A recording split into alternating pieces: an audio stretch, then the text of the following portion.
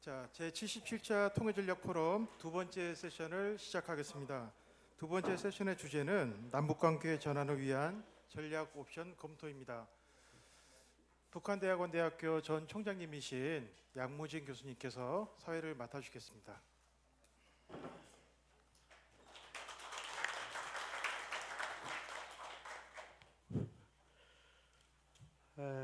반갑습니다. 제2 세션 사회를 맡은 양무진입니다. 먼저 우리 정세영 장관님 또 김윤 장관님 이렇게 만나뵈서 반갑습니다. 최근 다 잘 아시겠지만 최근 북한에서 아주 큰 두 개의 정치 행사인 제9차 당대회 그리고 최고인민회의 제15기 제1차 회의가 마무리되었습니다. 한반도 문제 관련해 가지고 혹시나 했는데 역시나로 끝났습니다. 두 정치 행사 모두 기승전 핵보유국 지위라고 생각합니다. 핵보유국 지하에 경제발전 5개년 계획을 이끌고 핵보유국 지하에 적대적 두 개 국가를 구축하고 나아가서 핵보유국 지하에 조건부 북미 대화를 하겠다는 것으로 분석됩니다. 현 단계 북한은 적대적 공존을 그리고 우리는 평화적 공존을 강조하고 있는 현실입니다. 그 적대적 공존과 평화적 공존 주장의 평행선을 끈을 해법이 있을지 모두의 관심사항입니다. 오늘 제2신 주제는 남북관계 전환을 위한 전략 옵션 검토입니다. 발제와 토론에서 좋은 해법이 나오기를 기대합니다. 제2 세션은 발제자 2분과 토론자 4분입니다. 먼저 발제자로 최용환 국가안보전략연구원 부원장님 소개드립니다.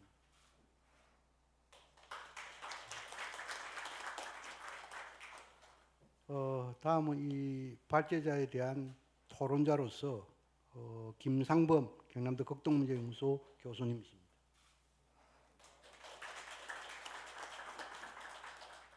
또 그리고 토론자로서 정영철 서강대 교수님이십니다.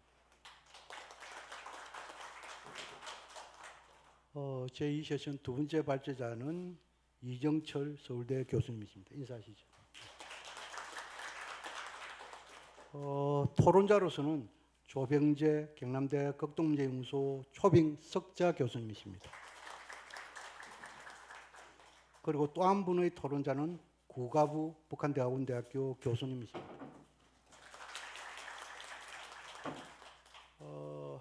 제2 세션에 할당된 시간은 110분입니다. 발제자는 각 20분 할까요? 25분 할까요? 15분 할까요? 자, 그러면은 20분으로 하는 것을 원칙으로 하겠습니다. 그리고 토론자는 각 10분입니다.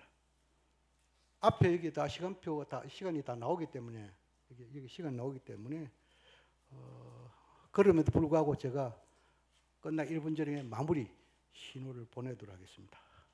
그럼 본격적으로 순서에 따라 가지고 하는데 좀 뭐랄까 우리가 두 분의 발제자가 있기 때문에 한 분의 발제 마치고 나서 토론하고 또 한 분의 발제하고 토론하고 이런 형식으로 진행하도록 하겠습니다. 먼저 우리 첫 번째 발제자로서 우리 최용환 위원장님 발제해 주십시오.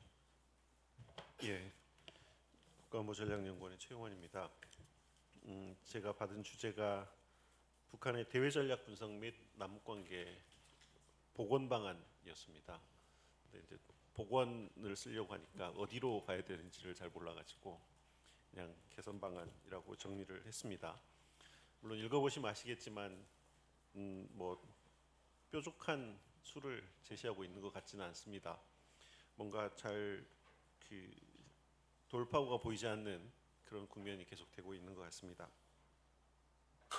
일단 북한의 대외 전략 분석은 금방 양무진 교수님 말씀해 주신 것처럼 9차 당대 이후의 이야기를 하고 싶었는데 그걸 보려고 하면 그 이전의 대외 전략이 뭐였는지를 조금 살펴보고 9차 당대 이후의 이야기를 드리려고 합니다. 그 이전이라고 하면 사실 이제 8차 당대 혹은 하노이 이후에 북한의 대외 전략 변화라고 할 수 있을 텐데, 지난번 8차 당대 이후에 북한의 대외 전략이 뚜렷하게 보이는 추세 중에 하나는 그 국제 정세에 대한 신냉전 다극화 인식이었습니다.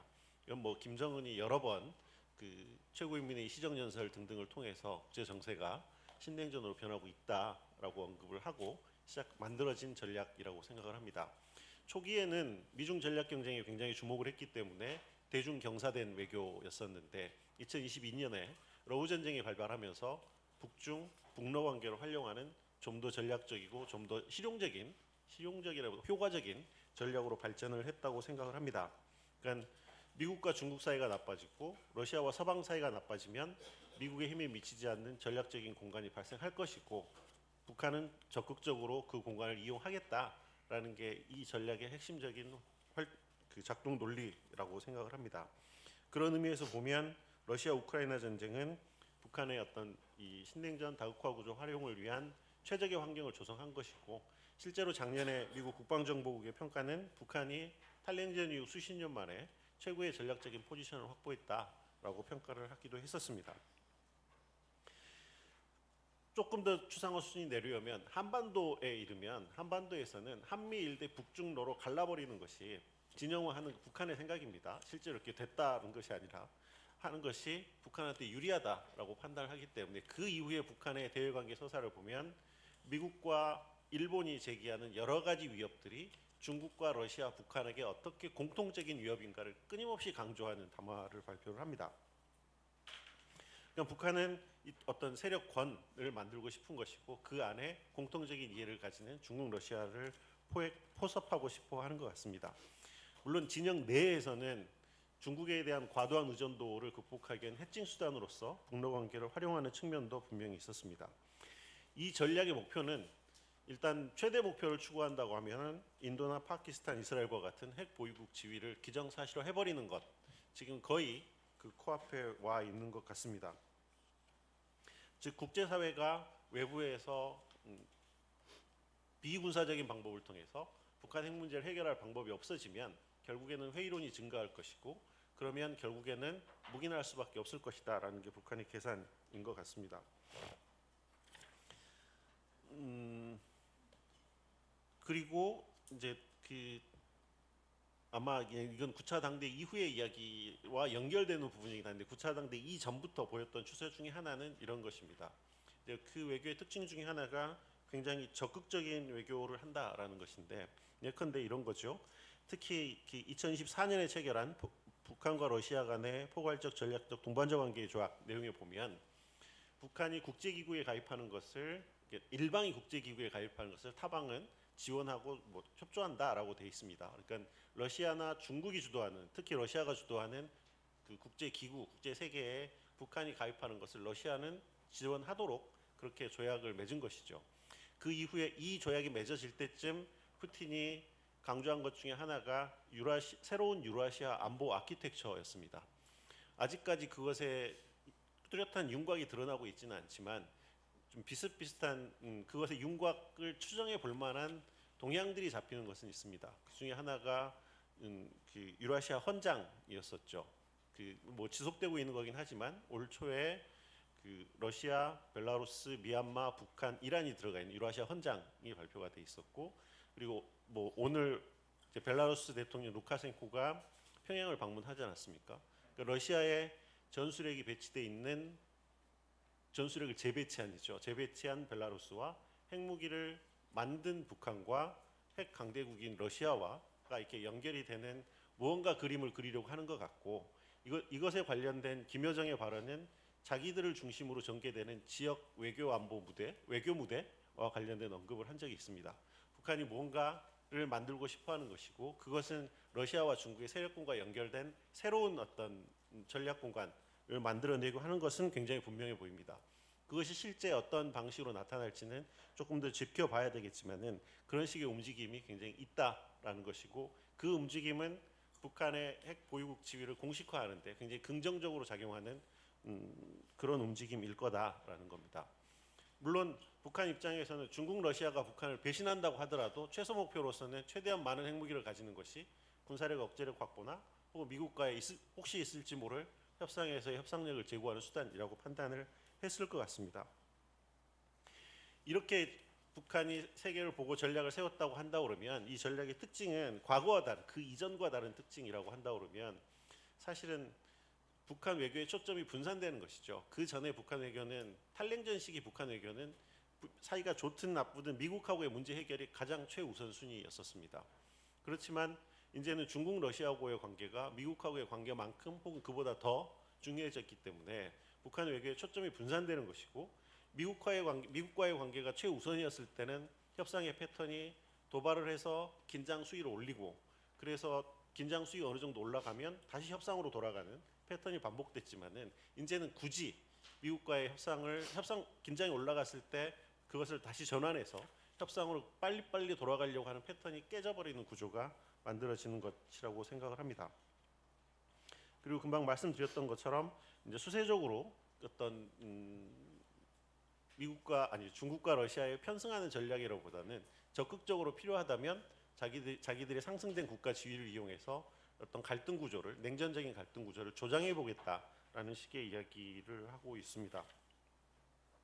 물론 그 기초에는 이제 핵을 가지고 있다는 자신감이 있는 것이고 그 자신감은 여러 가지 방식으로 발현이 되는데 이번 9차 당대회에서도 마찬가지지만 그 이전 작년 9월달에 있었던 최고인민회 연설에서도 자신들의 힘에 의해서 지역의 힘의 균형이 유지되고 있다라고 이야기를 합니다. 그러니까 이제 북한이 지역의 힘의 균형을 유지할 수 있을 만큼 굉장히 큰 힘을 가지고 있고 그 균형추 역할을 하고 있다라고 이야기를 하고 있는 것이고 이게 9차 당대회에서는 다극 질서의 한 축을 담당할 거다. 다극 질서의 중심에 북한이라는 국가가 있다라고 하는 언급으로 바뀌게 되는 것이라고 생각을 합니다. 그리고 적대적 두 국가 정책이라는 게 물론 북한의 대외 정책하고 직접적인 연관이 있는 것 같지는 않지만 대외 전략을 이렇게 구성해놓고 보면 사실은 남북 관계도 적대적으로 유지하는 것이 북한의 대외 정책과 부합하는 측면이 있습니다. 한미일 대 북중로로 갈라져야 자기들의 전략적인 공간이 커진다고 생각하면 남북 관계도 긴장 관계로 유지하는 게 맞는 것이고 핵 위협의 신뢰성을 높이려면 남북이 동족이다, 민족이다, 통일이다라고 이야기를 하는 것보다는 적대국이다, 싸운다라고 이야기를 하는 것이 훨씬 더 합리적인 논리적인 모순이 없는 구조인 거죠. 그런 의미에서는 대외 전략하고 적대적 두 국가 정책하고도 일정 정도의 연관이 있을 거라고 생각합니다. 9차 당대회에서 북한이 제시한 대외 전략은 사실은 그 8차 당대회 이후에 북한이 점점 발전시켜온 이런 전략의 기조에서 크게 벗어나지 않는 것 같습니다. 물론 일부 조정된 부분이 있지만 전체적인 전략적인 기조는 동일합니다. 미국과 서방이 힘이 미치지 않는 전략적인 공간을 북한은 충분히 활용할 것이고 필요하다면 그걸 늘릴 것이다. 이제는 국가적인 지위가 더 늘었기 때문에 그것을 만들 수 있는 능력이 자신들에게 있다라고 이야기를 하는 게 9차 당대회에서 북한의 이야기인 것 같습니다. 다만 이제 9차 당대회에서의 정세인식은 현 국제 정세가 그러니까 2026년의 정세가 2021년과도 많이 다르다라고 이야기를 합니다. 그 사이에 굉장히 많은 변화가 있었고 그 변화의 중심에는 아마도 뚜렷하게 이야기하고 있지는 않지만 미국이 있을 거다라고 생각을 합니다. 근데 이제 이 중에 눈에 띄는 것 중에 하나는 이제 그 다극 세계를 이야기하면서 공평하고 정의로운 다극 세계 이야기를 합니다. 이 표현은 러시아가 세계관을 이야기를 할 때 사용하는 표현을 그대로 쓴 거거든요. 그러니까 이거는 북러 밀착 이후에 러시아하고 북한이 세계관을 공유한다라는 의미인 것이고 이 세계관이 유지된다고 한다 그러면 러브 전쟁이 끝나고 난 이후에도 한동안 북러 관계는 지속될 거다라고 짐작할 수 있을 것 같습니다.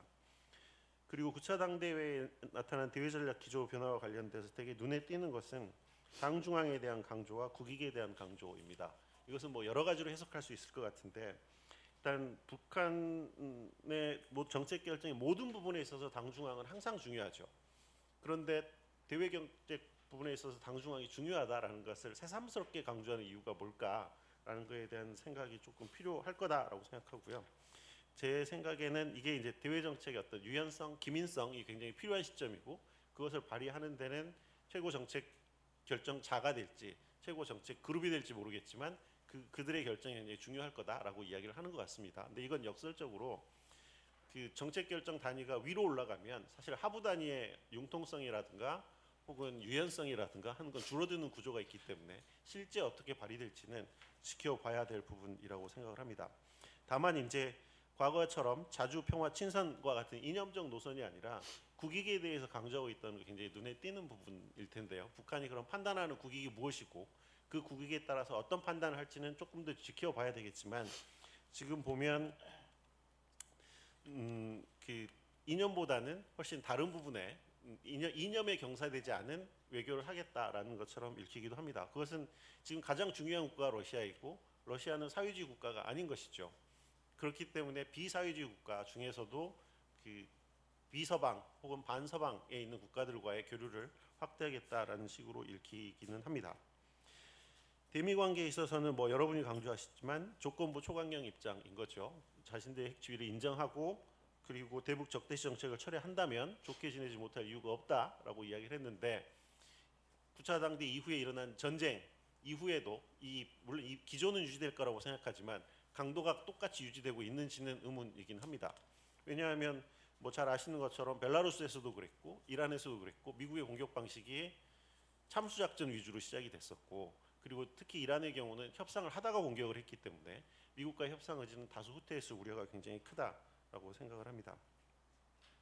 그리고 남북 관계에서는 모두가 아시는 것처럼 적대적 두 국가 입장을 크게 그대로 고수하고 있는 것 같습니다. 다만 남한이 현상 변경을 시도하지 않는다면이라는 조건이 붙어있기 때문에 여러 사람이 이야기하신 것처럼 차가운 평화 혹은 이쪽에서 특별히 문제가 발생하지 않는다면 자기가 적극적으로 현상 변경을 시도하지 않겠다라는 식으로 이야기를 하고 있고 혹시 긍정적인 부분으로 이해를 한다고 하면 한국과의 관계에서 남아있는 게 있다면 국익에 준한 냉철한 계산과 철저한 대응이라고 했으니까 국익에 부합하는 무언가가 있다고 하면 무언가를 해볼 여지는 남겨둔 상태다라고 생각이 됩니다. 북한의 대외 전략과 관련돼서 아마 지금 제일 크게 영향을 미치고 있는 것은 미국과 이란의 전쟁일 거다라고 생각을 합니다. 전쟁이 발발하고 나서 북한의 행태를 보면 그 미국과 이스라엘을 비난하는 담화는 발표를 했지만 트럼프 대통령을 직접 겨냥한 발언이라든가 그 과거와 같은 욕설에 가까운 발언 이런 것들은 굉장히 자제된 수준이 있는 것이고요. 그리고 그 이란 문제에 대한 북한의 발표 내용들이 대부분 중국의 입장을 추수하거나 혹은 중국의 발표가 있고 난 다음에 그걸 따라가는 방식입니다. 그러니까 최고 지도자가 사망하고 그 다음 최고 지도자가 선출됐을 때 중국이 3월 9일 날 이걸 지지하고 북한은 3월 10일 날 지지하는 성명을 발표를 합니다. 그러니까 최고 지도자가 선출됐을 때 즉각 발표하는 게 아니라 중국을 따라가는 거는 북한도 뭔가 안전한 경로를 찾고 있는 것 같다라는 느낌이 듭니다. 그리고 그 3월 달에 있었던 중국과의 열차 운행 재개 그리고 곧 있을 직항 재개 이런 것들을 보면 당 중앙이 영도하는 국익 중심 외교의 첫발이 미국이 아니라 중국 쪽으로 가는 것 같다라는 느낌을 줍니다.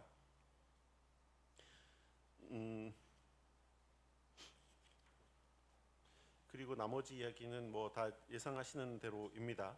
그러니까 한미 연합훈련에 대해서는 굉장히 강하게 대응을 북한이 강한 반응을 보여주고 있고 그렇기 때문에 이후에 그 연합훈련이 계속 된다고 하면 과거의 북한의 행태를 봤을 때 핵 방아쇠 훈련이라 핵 방아쇠 체계 가동이라든가 하는 식의 핵으로 대응하는 그런 식의 훈련들이 추진될 가능성이 굉장히 높은데 우리 입장에서 최악의 경우는 사실은 북한이 핵을 가지고 남한을 강하게 압박하는 경우인 거죠.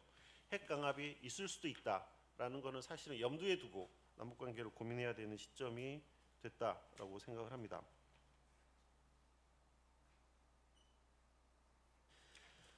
8차 당대회 이후에 만들어진 대외 전략하고 9차 당대회 이후의 입장을 비교한다고 하면 8차 당대회 때 이후의 입장이 물론 그때도 굉장히 적극적인 입장을 보이긴 했지만 상대적으로는 중국이나 러시아의 세력권에 편승하는 데 굉장히 주력하는 외교였다고 하면 9차 당대 이후에 표명된 입장은 이제는 보다 더 적극적으로 중국, 러시아를 더 벗어난 다국화 전략을 추진하겠다라는 입장인 거고요. 다만 논리 자체는 미국과 서방에 미치지 않는 전략적인 공간을 활용해 보겠다라는 것이고 중러 이외에 베트남, 라오스와 같은 아시아 사회주의 국가들 그리고 브릭스 국가들 그리고 서방에서 크링크라고 불렀던 국가들, 혹은 유라시아 헌장에 같이 논의를 하고 있는 국가들과의 외교가 훨씬 더 활발해질 거다라고 생각이 됩니다.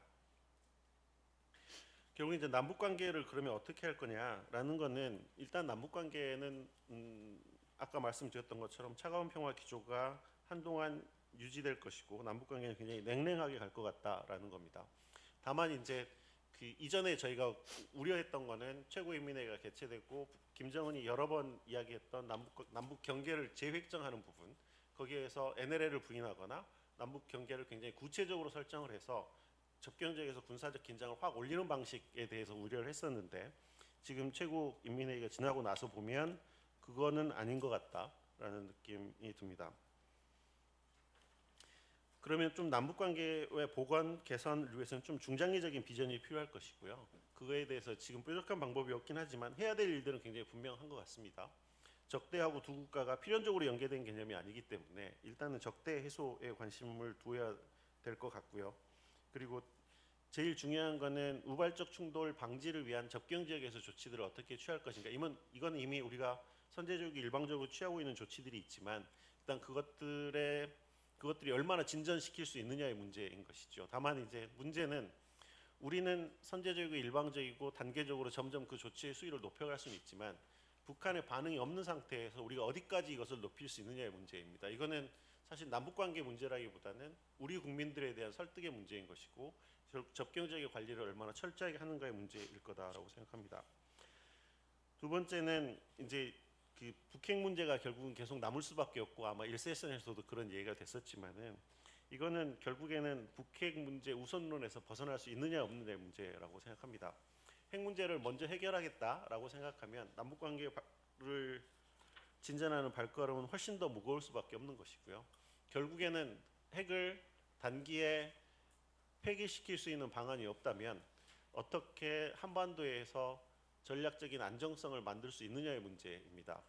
다만 이제 이게 그 냉전 시기의 미소는 양자 게임이었었기 때문에 그 게임의 매트릭스를 만들기가 훨씬 쉬웠지만, 여기는 핵을 가진 북한과 핵을 가지지 않은 남한, 그리고 핵을 가진 미국과 중국, 러시아까지 얽혀 있는 문제이기 때문에 훨씬 더 멀티레벨 게임이고 훨씬 더 복잡하게 전략적인 안정성을 만들어야 되는 문제라고 생각합니다.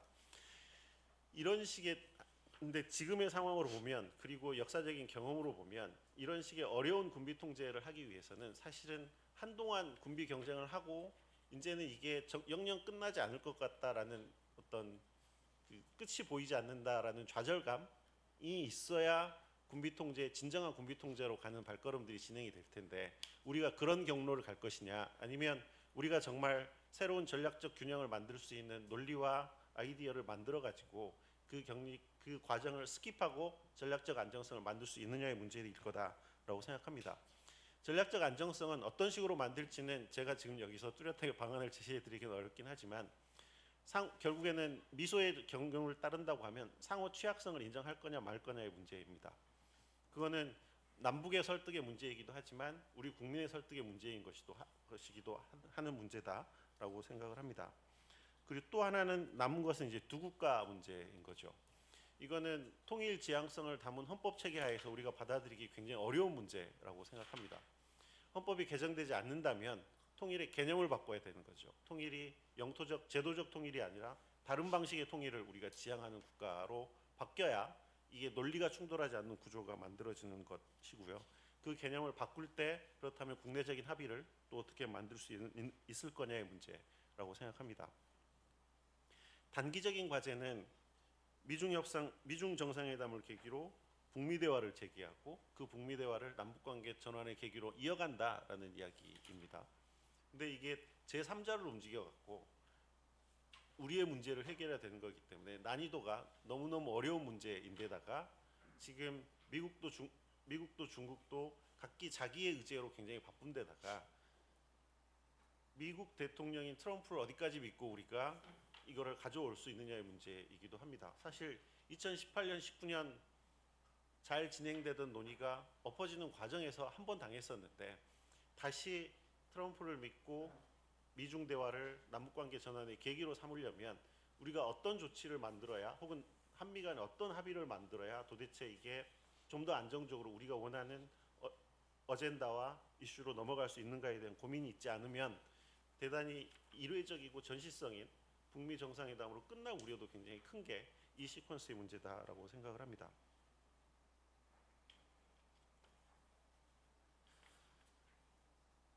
그리고 또 하나의 문제는 이제 정말 이 상황이 정말 잘 진전이 돼서 북한이 남한하고 대화를 한다라고 가정을 했을 때에도 문제가 있다고 저는 생각을 하는데, 예컨대 그렇게 됐을 경우의 문제는 크게 두 가지라고 생각합니다. 하나는 우리가 대미 종속성에서 얼마나 벗어나서 남북이 합의한 것들을 미국이 반대할 때도 우리가 관철할 수 있다라는 걸 북한한테 설득시킬 수 있느냐의 문제가 하나일 것이고, 또 하나는 정권이 바뀌었을 때도 북한하고 합의가 진행될 거다라는 것에 대한 합의를 만들어낼 수 있느냐 없느냐의 문제죠.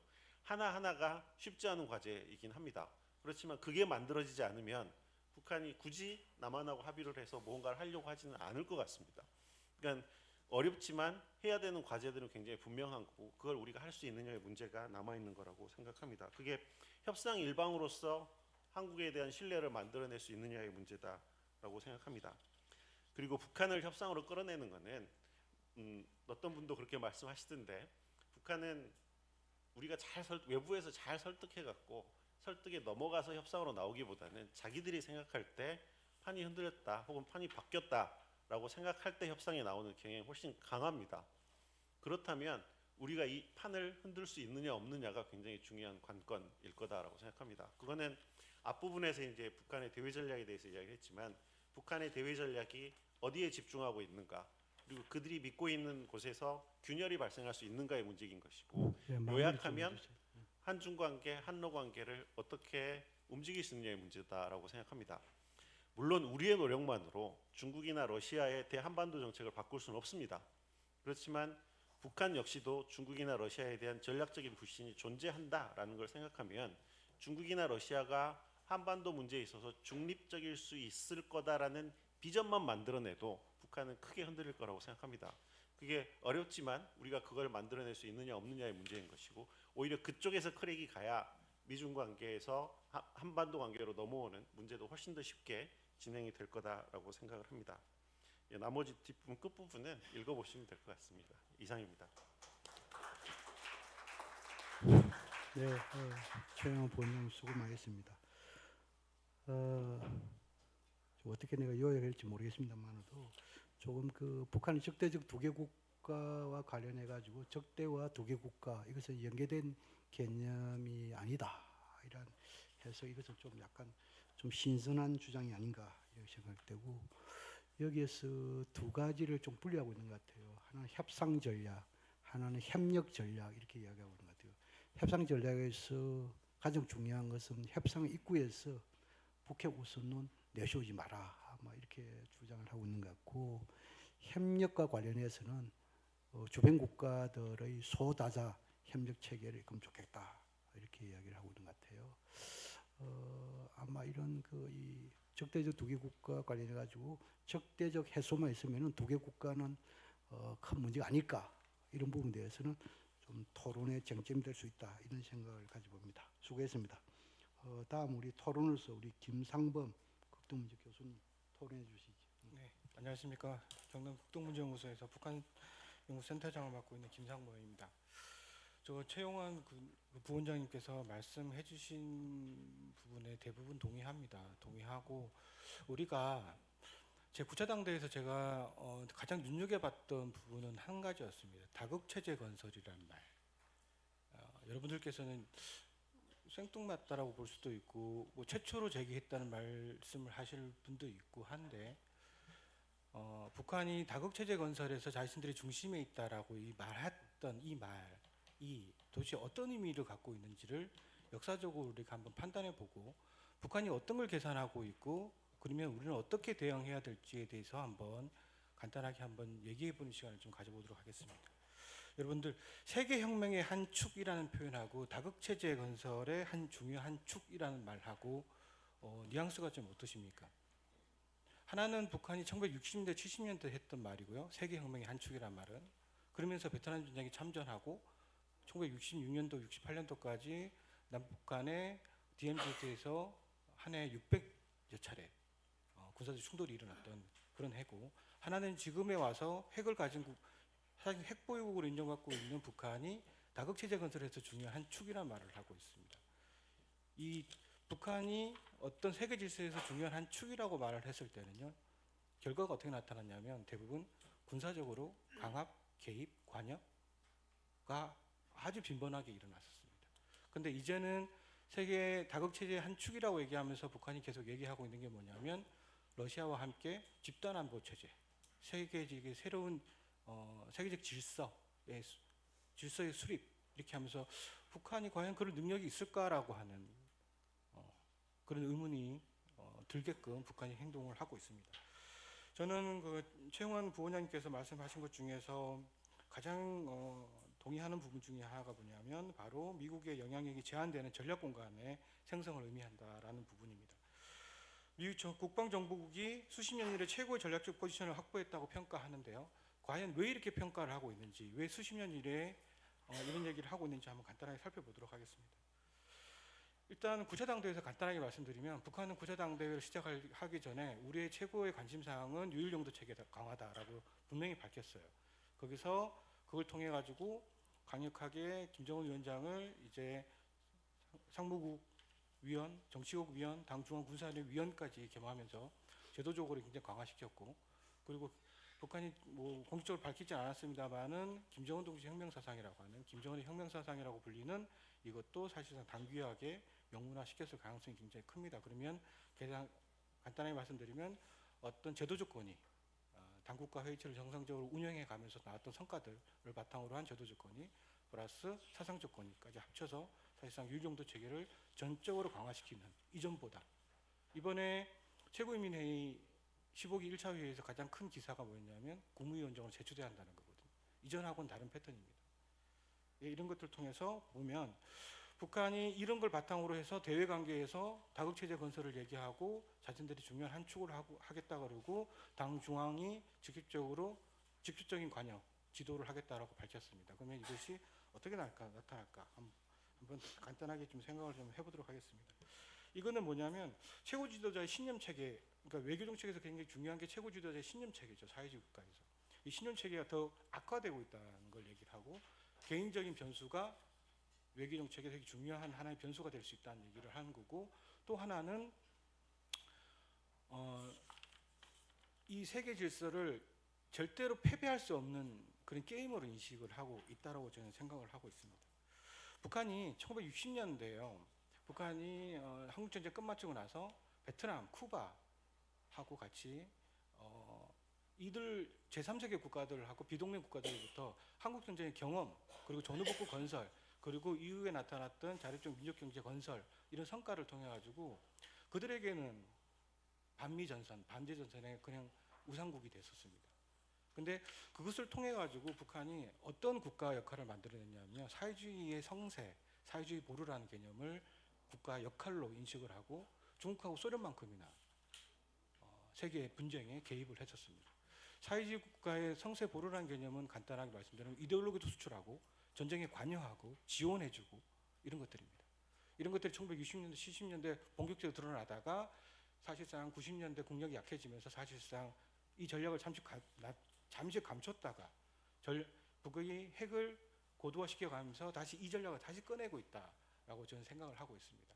그래서 결론적으로 말씀드리면 북한이 다극 체제의 한 축으로서 역할을 하겠다, 그리고 핵무력은 강화시키겠다, 그리고 개인 유일용도 체계는 강화시키겠다라고 얘기하는 것은 뭐냐면 바로 지금의 현 상황에 보면 러시아와 함께 세계 질서를 좀 바꿔보겠다라고 하는, 거기서 나타나는 중요한 행태들은 바로 집단 안보 체제, 특히 러시아하고 벨라루스하고 같이 함께, 지금 벨라루스 대통령이 북한에 와 있죠. 근데 우리가 벨라루스 대통령이 왜 왔을까라고 한번 생각해 본다면 최근에 러시아하고 벨라루스가 체결했던 군사 조약, 그러니까 우리가 2024년도에 보면 러시아하고 북한하고 같이 우호 조약을 맺었죠. 거기서 군사 동맹이라고 얘기를 하는데 사실상 그 벨라루스하고 러시아 사이에는 그 이외에 군사 조약이 하나 더 있습니다. 최근에 체결한 게 있는데요. 저는 북한이 러시아와의 어떤 군사적 조약을 세부적인 조약을 다시 한번 체결하는 그런 모양으로 좀 나타날 가능성이 굉장히 크다라고 저는 바라보고 있습니다. 북한이 60년대에 본다면요, 세계혁명의 2대 혁명 역량 이렇게 하면서 기존 사회주의 혁명 플러스 자신들이 경험이 하고 있는 민족 해방 투쟁을 세계의 두 개의 중요한 축이라고 얘기하면서 사회주의 이론을 쿠데타를 시도를 했어요. 이것은 공략자들한테는 알려지지 않지만 사실상 우리가 60년, 70년대 해외 학자들이 분석해 봤을 때는 북한이 굉장히 호전적인 그런 대외 정책을 폈었다 얘기를 하고 있고요.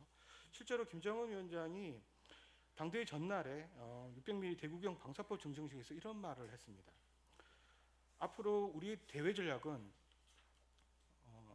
대적관 강화시키고 그리고 군사력을 증강시키고 이걸 기반해서 공세적으로 대응하겠다는 것이 우리의 체제 안전 담보 전략이라고 얘기를 하고 있거든요. 그래서 사실상 북한이 어떤 다국 체제의 중요한 축으로서 역할을 하겠다고 얘기하는 것은 바로 강력해진 군사력을 통해서 고도화된 핵 미사일 프로그램을 바탕으로 러시아와 함께 사실상 집단 안보 체제를 만들어 가겠다라고 하는 하나의 전략이 아닐까라는 생각을 좀 해보고 있습니다.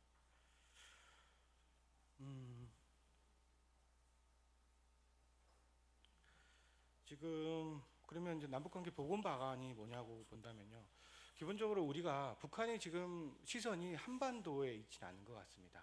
기본적으로 시선이 전 세계로 올라가 있다고 보는데요. 지금 우리 같은 경우에는 우리 정부는 굉장히 한반도에만 이 시선이 머물러 있는 것 같아요.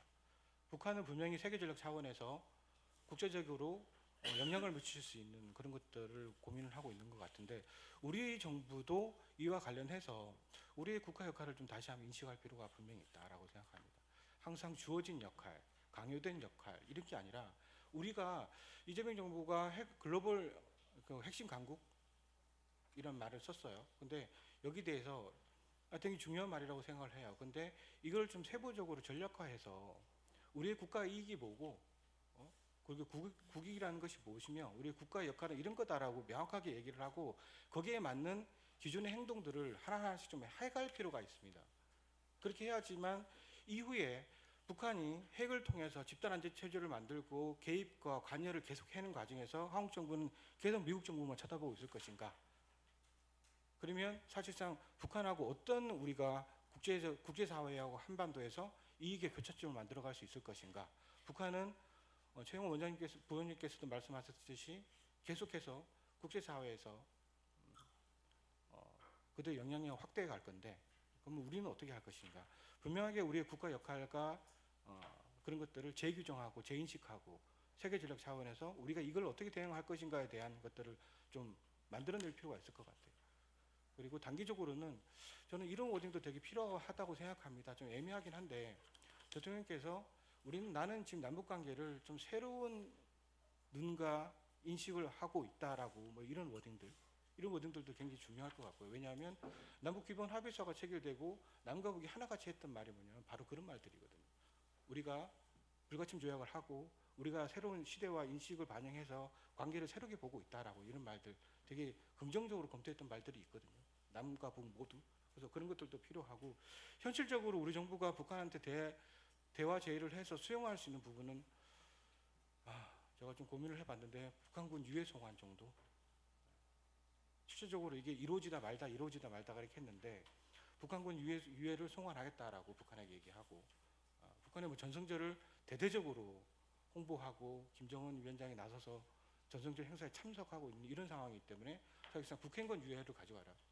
탈북자들의 어떤 유해들 같은 경우는 북한이 아예 상대도 하고 있지 않지만 당신들이 그렇게 중요하게 생각하는 북한군 유해는 가져가라. 그와 관련돼서 우리도 필요한 것들에 대한 것들 보장하라. 이게 지금 현실 상황에서는 가장 북한이 수용할 수 있는 부분이 아닐까 이런 생각을 하게 되고 있습니다. 그리고 마지막으로 이번에 장금철 전 통전부장이 이번에 외무성 제1부상이 됐습니다. 외무성 제1부상 한다면 저희한테 되게 낯익은 인물들 이름들이 있죠. 강석주, 김계관 이런 사람들입니다. 이런 사람들이 남북 국제관계에서 어떤 역할을 했었습니까? 사실상 누구보다 잘 아실 거라고 저는 생각을 하고 있습니다. 이들은 개인 명의의 성명들도 여러 차례 냈었습니다. 조금 부정적이긴 하지만 사실상 19구로 내려가 있는 이 통전부의 어떤 외무성 제1부상을 장금철로 임명함으로써 사실상 그들이 말했던 교전적인 적대적 두 국가를 국제적 차원에서 더 실행해 나가겠다라고 얘기를 하고 있는 것 같고요. 그리고 이번에 김성남을 당 국제부장인 김성남을 정치국 후보부에서 정치국원으로 올려놨습니다. 그리고 정치국원이 지금 2명이 있는데요, 대외 안보 쪽으로. 그리고 장검철까지 합세를 한다면은 사실상 남한에 대해서 더 호전적인 그런 언행과 행동들을 할 수밖에 없을 것 같습니다. 그래서 저는 좀 뭐 단기적으로는 대통령 역할이 더 중요해지는 시점이다라고 생각하고 있습니다. 최영환 부위원님께서 그런 말씀도 하셨습니다. 통일을 재규정 얘기하고 전략적 안정성 얘기했는데요. 북한은 통일이라는 개념을 영어로 리유니피케이션으로 정의를 하고 있어요. 그러면 만약에 북한이 우리한테 당신들 재통일을 우리는 하겠다고 한다면은 당신들 전략은 뭐냐라고 물어본다면 우리는 그런 지금 당장 어떤 대답을 할 수 있습니까? 이런 것들을 만들어가는 노력이 필요합니다. 저는 일단 토론은 여기까지 하고 다음에 질문 있으면 다시 답하도록 하겠습니다. 감사합니다. 네, 김 교수님 수고했습니다. 우리 정영철 교수님 답변해 주시죠. 네, 반갑습니다. 서강대학교 정영철입니다. 요즘에 이런 토론들이 굉장히 많은 것 같아요. 근데 이런 토론들 이렇게 이야기를 해보면 다 같이 공통적으로 나오는 이야기가 잘 모르겠다 뭐 이겁니다. 남북 관계 어떻게 해야 될지 잘 보이지도 않고 어떤 방법이 통할지 눈에 보이지 않는다 뭐 이런 말씀들을 많이 하시는데 마찬가지입니다. 저도 잘 모르겠습니다. 몇 년 동안 이렇게 북한 문제를 들여다보고 있는데 요즘처럼 이렇게 답답한 적은 없었던 것 같습니다. 특히 남북 관계 측면에서 이 과거의 패러다임이라고 하는 눈에서 이렇게 바라보면 이렇게 싸우다가도 뭔가 이렇게 계기가 마련되거나 이러면 다시금 만날 수 있는 이런 기회들을 많이 만들 수 있었는데 이제 지금은 그럴 수 있는 기회 자체들이 다 이제 차단돼 가고 있고, 그래서 어디서부터 시작을 해서 어떤 것들을 통해서 남북 관계를 다시 만들어 가야 될지 이런 것들이 굉장히 좀 답답한 좀 이런 시기이기도 합니다. 그리고 개인적으로는 9차 당대를 보면서 훨씬 더 제 전공과 관련해서 좌절감을 느끼기도 하고 그랬습니다.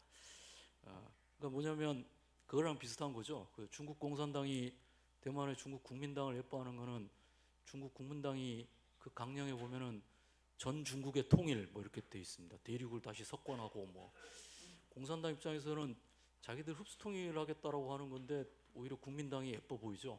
민진당은 아예 안 하겠다라고 하는 거니까 대만을 독립국가로 만들겠다라고 하는 거니까 그러니까 그렇게 싸움이라도 하면 뭔가 싸우다가 이렇게 접점이라도 찾고 이렇게 할 수 있는데 현재 남북 관계는 그런 것도 아니고 또 북한이 스스로가 적대적 두 국가 관계를 그냥 이야기한 게 아니라 분단 80년의 역사를 제가 봤을 때는 사실상 다시 쓰겠다라고 하는 것으로 보입니다. 지금 뭐냐면 남이나 북이나 과거에는 남북의 분단사를 다 인정을 했습니다. 분단을 어떻게 극복하고 통일을 어떻게 만들어갈 것인가를 둘러싸고 남북이 계속 싸웠던 뭐 이런 역사로 보는데 9차 당대에서 나온 이야기들을 보면 원래부터 남북한은 80년 전부터 두 개의 국가였다 이렇게 이야기를 합니다. 별개의 두 개의 독립된 국가였다. 이거는 이제 분단사 혹은 분단 극복을 위한 역사적 투쟁이나 이런 것들을 지워버리겠다라고 하는 것이죠. 그런 측면에서 북한의 적대적 두 국가로 촉발된 남북 관계 교착이라고 하는 것이 어떤 뭔가 이벤트를 통해서 다시금 돌아가기는 힘든 그런 시대가 됐지 않겠는가 이렇게 생각을 합니다. 그런 점에서 우리 최영환 선생님께서 굉장히 이 발표문을 쓰면서 고민을 많이 했을 것 같습니다. 남북관계 개선 방안 쓰라고 그랬는데 제가 봤을 때는 없었을 것 같아요. 근데 억지로라도 만들어내야 되고 이러면서 아마 그 글을 쓰시지 않았을까라는 생각을 합니다. 전체적으로 최영환 이 선생님의 전반적인 분석과 여기에 대해서 제가 뭐 따로 이렇게 토론을 하거나 뭐 이럴 내용들은 별로 없습니다. 그리고 제 생각도 좀 많이 비슷하기도 합니다. 9차 당대 이후에 북한이 이야기하고 있는 대외 전략 보면은 몇 가지 좀 차이가 있는 것 같습니다. 과거하고 비교해서. 물론 일반적인 기존은 쭉 가고 있지만 저는 이거를 확실한 진영 전략이라고 이름을 좀 붙여봤습니다. 과거 북한이 2019년부터 시작해서 이제 신냉전이라고 하는 말을 많이 쓰는데 최근에는 북한도 신냉전이라고 하는 말을 안 씁니다. 다극화라고 하는 말을 더 많이 쓰고 있고요. 결국은 북한이 이 신냉전 혹은 다극화 질서 속에서 자신들은 확실하게 한쪽의 진영에 서겠다라고 하는 것을 분명히 하고 있는 것으로 보입니다. 그리고 그거는 말뿐만이 아니라 작년 9월 3일에 이 천안문 그 막루에서도 보여줬죠. 즉 중국을 중심으로 하는 반미 진영의 한 축을 담당하겠다라고 하는 것이 행동으로도 이미 보여진 것이고 이번에 9차 당대회를 통해서도 확실하게 진영 외교의 길을 걷겠다라고 이렇게 이야기를 하고 있는 것 같습니다. 주목되는 것은 우리 최영환 선생님 발표에도 나왔지만 이런 대외 정책이나 대외 관계의 어떤 전략적 결정이나 이런 곳에 당 중앙이 직접 관여하겠다라고 이야기를 하고 있습니다. 우려되는 것은 말씀하신 것처럼 정책적 어떤 결정의 유연성이 작아지는 측면도 있지만 또 다른 한편으로 보면 그만큼 김정은이 직접 나서서 정상회담을 포함한 여러 국가들과의 최고위 수준의 외교를 전개하겠다라고 하는 것으로도 해석을 해볼 수 있을 것 같습니다. 당장의 벨라루스 대통령하고의 정상회담들을 하고 있는 것이죠. 즉 자신이 직접 움직이면서 적극적인 대외 활동에 나서겠다라고 하는 것을 이렇게 이야기하고 있는 것은 아닌가 생각이 듭니다. 또 세 번째로는 미국과의 문제입니다. 많은 사람들이 북한이 미국과의 대화의 여지는 남겨놨다라고 이야기를 많이 하고 있습니다. 물론 우리가 워딩을 그대로 보면 그런 측면이 있는 것은 부인할 수는 없지만 그 미국과의 대화를 하기 위한 전제 조건은 훨씬 더 강화됐죠. 즉 뭐냐면 과거에는 미국이 대조선 정책을 철회하면 대화를 생각해 보겠다. 뭐 대화를 안 할 이유가 없다. 나쁘게 지낼 이유가 없다. 이렇게 이야기를 했는데 이번에 나온 워딩을 보면 헌법에 명기된 우리 국가의 현 지위를 존중하며 대조선 적대시 정책을 철회한다면 이렇게 조건이 붙습니다. 그러니까 대조선 정책의 철회에다가 더 중요하게 헌법에 명기된 자신들의 국가적 지위죠. 이건 결국 핵 보유국의 지위라고 하는 것이죠. 그리고 실제로 김여정이 이전에 발표했을 때도 보면 우리 보고 헌법을 어기라는 것이냐라고 이렇게 대묻기도 하고 그렇습니다. 그러니까 미국과의 대화의 전제 조건이 훨씬 더 강화되어 있는. 근데 그렇게 하면 대화를 하겠다는 것도 아니죠. 그러면 대화를 한번 생각해 보겠다라고 하는 것이죠. 즉 미국과의 어떤 대화에 대한 허들이 굉장히 높아졌고 이 9차 당대회에서는 이전보다도 더 높아진 이런 워딩들이 나오고 있다라고 생각이 됩니다.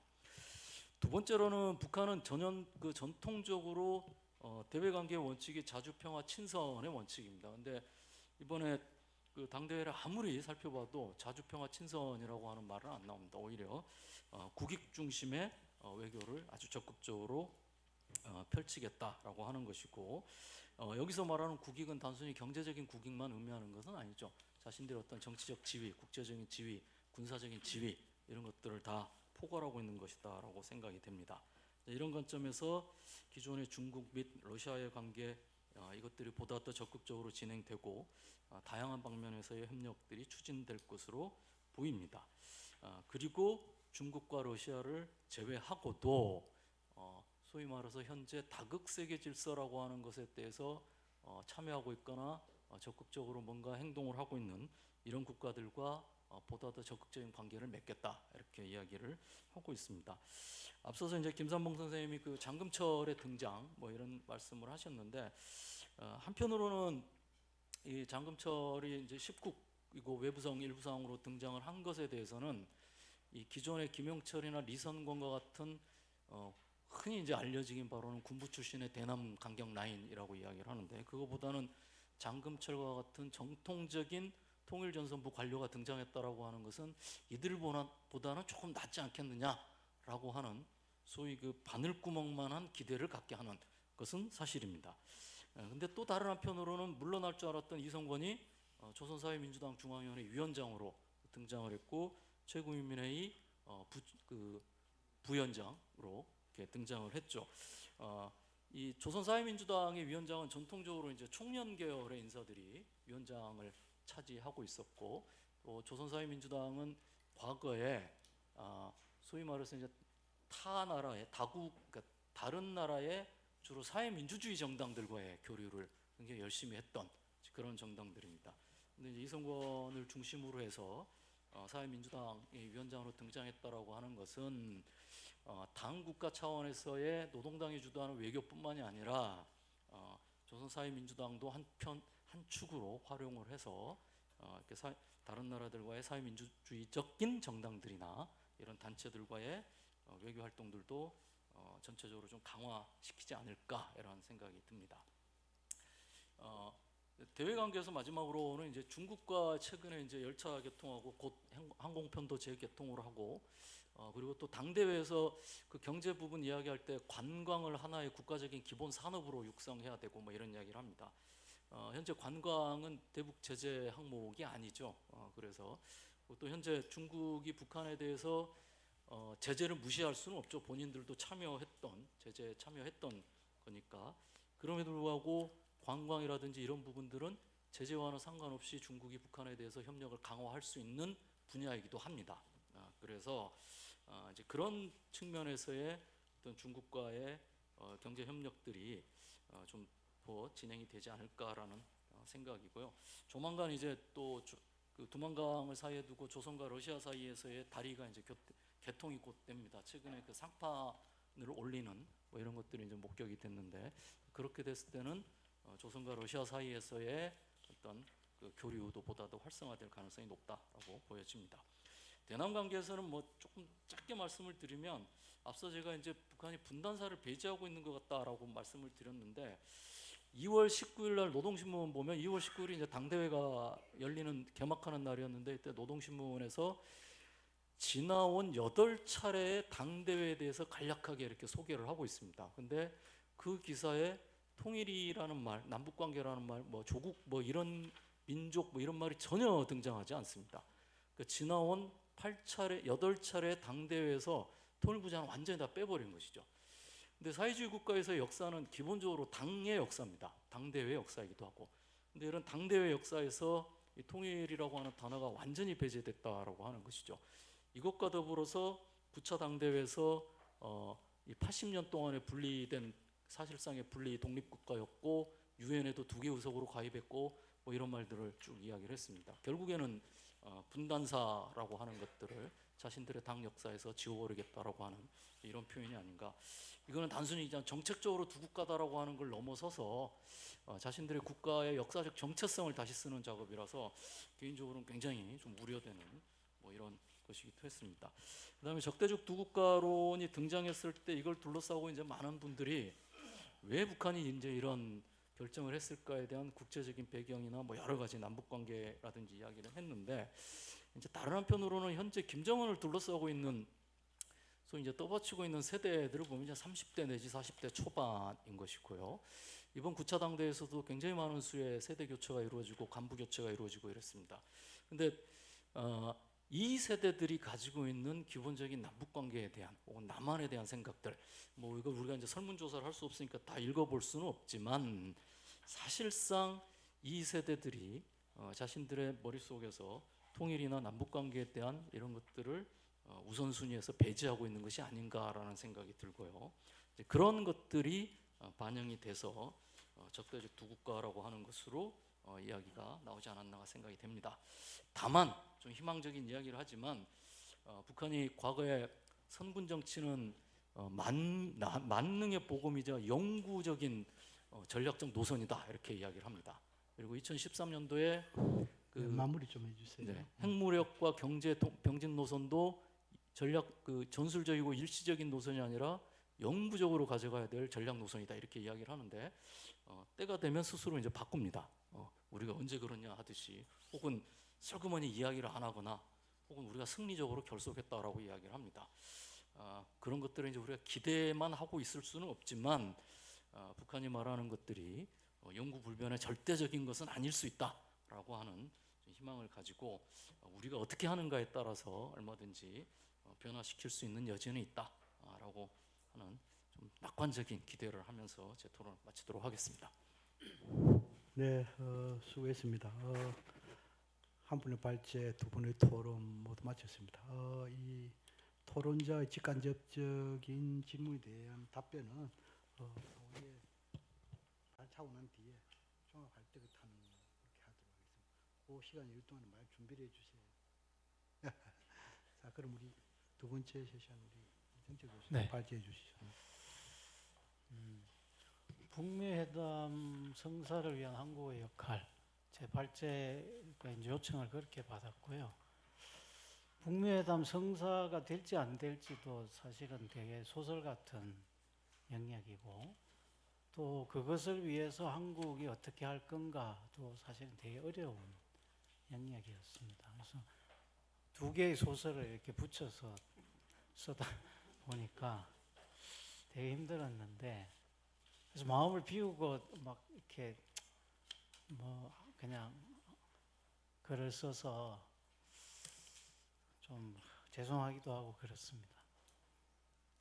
순서대로 말씀을 좀 드려보겠습니다. 이제 바늘구멍론 얘기를 대통령이 하셨잖아요. 그러니까 어떻게든 뭔가 해봐야 된다. 북한에 대해서 우리가 구애를 하는 걸 하고 총리가 미국 대통령을 만나고 이렇게 하잖아요. 이거에 대해서 두 개의 시각이 있는 것 같습니다. 하나는 한국 정부가 진정성을 보이는 노력을 끊임없이 함으로 해서 북한에 문을 두드릴 것이다. 그리고 열 것이다. 이 시각이 있는 것 같고요. 또 하나의 시각은 우리가 국격이 있고 위신이 있는데 상대방이 거절하는데 지속적으로 문을 두드리는 게 국격에 맞느냐. 이 두 개의 시각이 있습니다. 저는 뭐 두 가지 시각이 다 한국 내에서는 가능하다고 생각이 되고요. 그러니까 들으시면서 저는 이제 바늘구멍론에 동의하는 입장, 제 발제 제목이 그렇기 때문에 들으시면서 조금 다르게 생각하시는 우리 선생님들은 이제 그 대전제의 차이에서 한번 재해석을 해주시면 좋겠다라는 생각입니다. 북미가 만날 수 있는가 하는 건 뭐 여러 논리가 있을 것 같습니다. 뭐 똑같은 상황에서도 이란 전쟁 때문에 북한이 겁먹어서 대화에 나올 거다 이렇게 해석하시는 분도 있고, 또 반대로 겁먹어서 대화를 안 하려고 할 거다 뭐 이렇게 해석하시는 분도 있습니다. 이게 이제 논리의 영역이죠. 거기다가 또 트럼프가 이란에서 저렇게 되니까 출구 전략을 찾기 위해서 중국이나 한국 왔다가 이벤트를 만들 거다. 또 이것도 들어보면 논리적으로는 타당한 논리죠.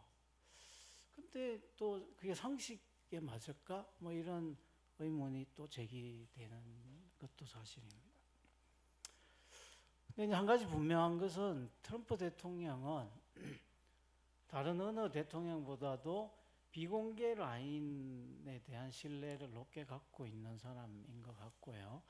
2017년, 18년에 북미 간에 막 이렇게 포성을 말로 주고받고 도터도 얘기하고 노망난 늙은이, 뭐 고함 포위 사격 이 논란이 벌어질 때 싱가포르에서 앤드류 김하고 김영철 라인이 대화를 했다는 거잖아요.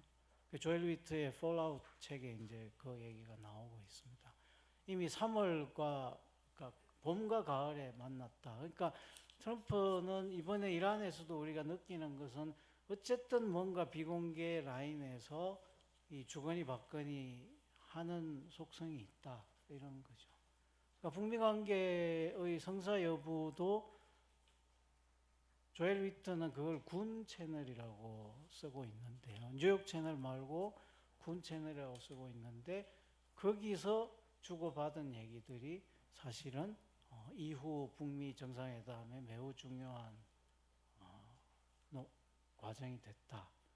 그리고 심지어 우리 정의용 실장하고 서훈 원장님이 2018년에 백악관 가서 김정은 만난 얘기를 하고 하니까 나중에 그 군 채널로 정의용 실장이 전달한 얘기가 맞냐라는 것을 확인했다는 거잖아요. 그렇게 생각하면 할수록 이게 북미회담이라는 게 논리의 영역을 넘어서는 어떤 직접적 요구와 채널에 따른 결과일 수도 있겠다라는 것이죠. 근데 우리는 그걸 알 수 없고 언제 어떻게 되고 있는지 추론하기 되게 어려운 상황입니다. 세 번째는 우리 한국 정부는 그 점에서 사실은 이런 속성을 정확하게 파악하고 있다고 생각을 합니다. 그러니까 지난 트럼프 정부 시기를 대단히 복기를 많이 했고 교훈을 많이 갖고 있고 연구도 많이 했다고 생각됩니다. 그래서 이번에 총리께서 벤스 부통령을 만나서 설득을 하는데 트럼프 대통령까지 연결을 시켜줬잖아요.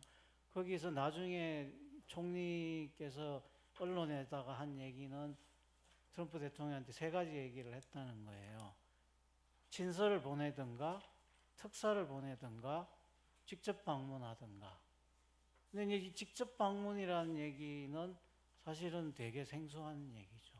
우리 정부가 트럼프 대통령한테 평양 가라라고 얘기했다는 거죠. 뭐 평양일지 원산일지 뭐 신의주일지 알 수는 없지만, 근데 이런 얘기는 우리 정부가 어쨌든 지난 1기 트럼프 정부의 대북 정책에 대한 평가에 기초해서 트럼프한테 전달한 거고, 그것에 대해서 트럼프가 뭐 총리님의 이제 표현에 따르면 뭔가 지시를 했다, 이렇게 언론에는 보도가 됐습니다.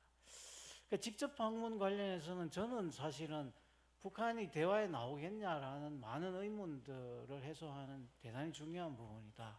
왜냐하면 북한 입장에서는 지난 싱가포르와 하노이 회담 직전에 실무회담에서 평양 정상회담을 만들기 위해서 부단히 노력했다는 게 알려졌죠.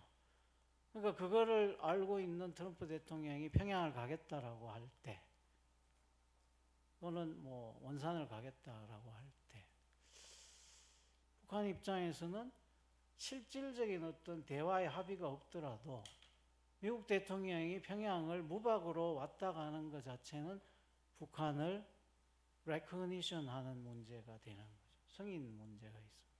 오랫동안 인정투쟁을 해온 북한 입장에서는 어떤 실질적인 substance가 없더라도 미국 대통령의 방북 자체가 자기들한테 주는 성과가 있다고 생각하는 거죠.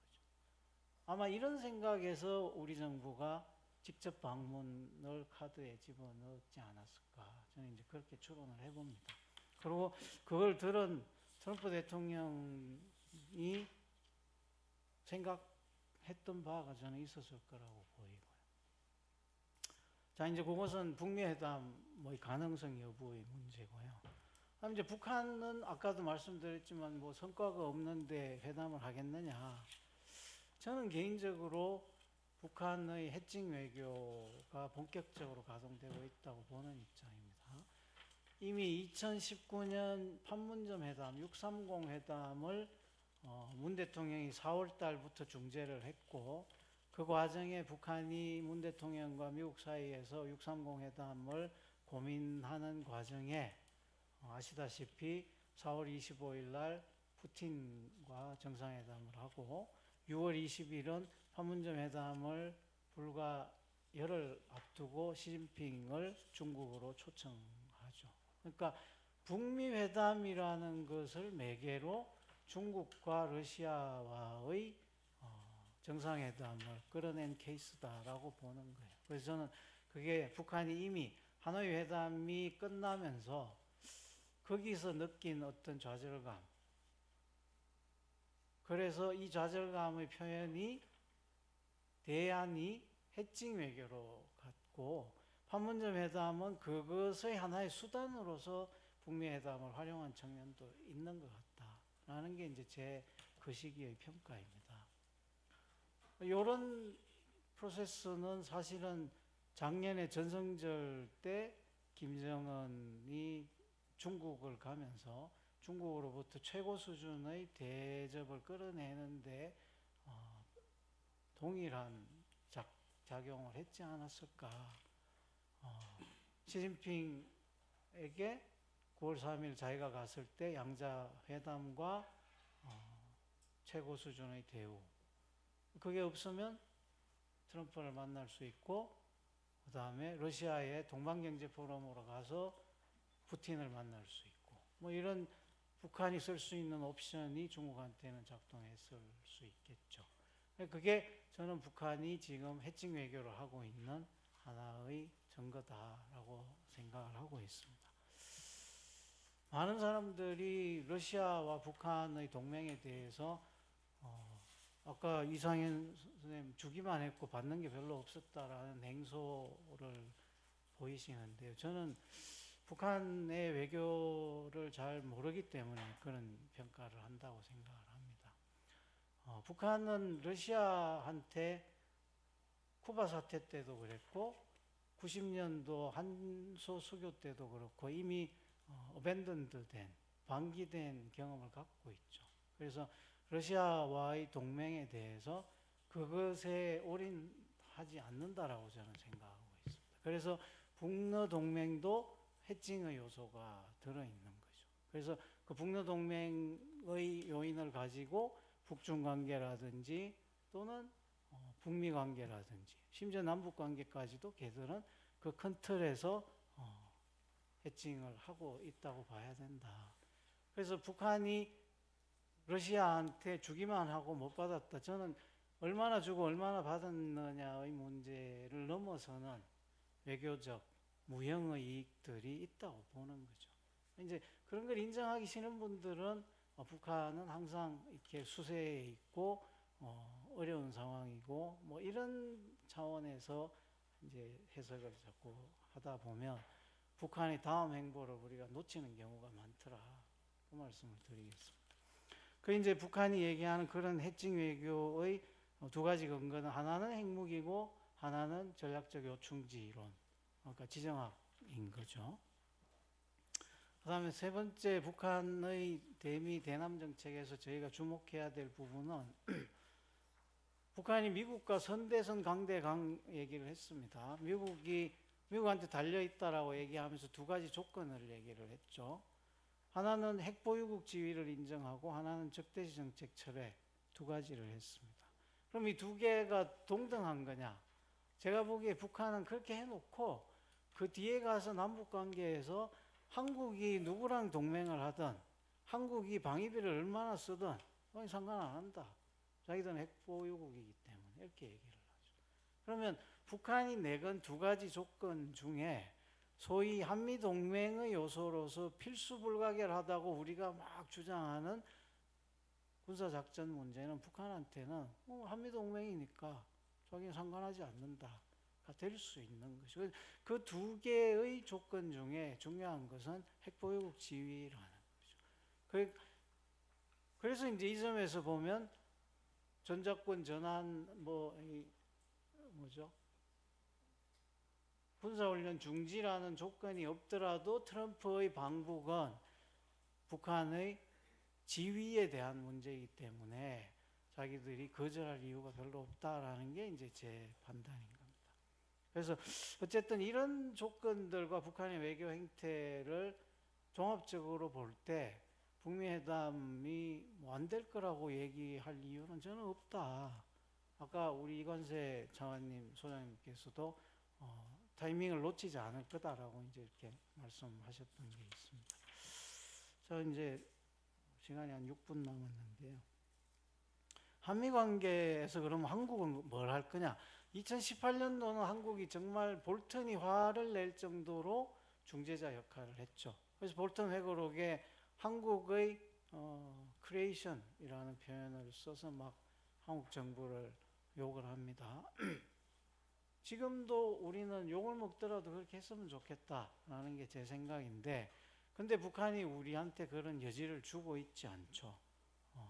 그래서 한미 관계에서 저는 이번에 김인석 총리가 가서 그 정도의 설명과 제안을 한 것도 저는 굉장히 큰 역할을 했다고 보는 입장입니다.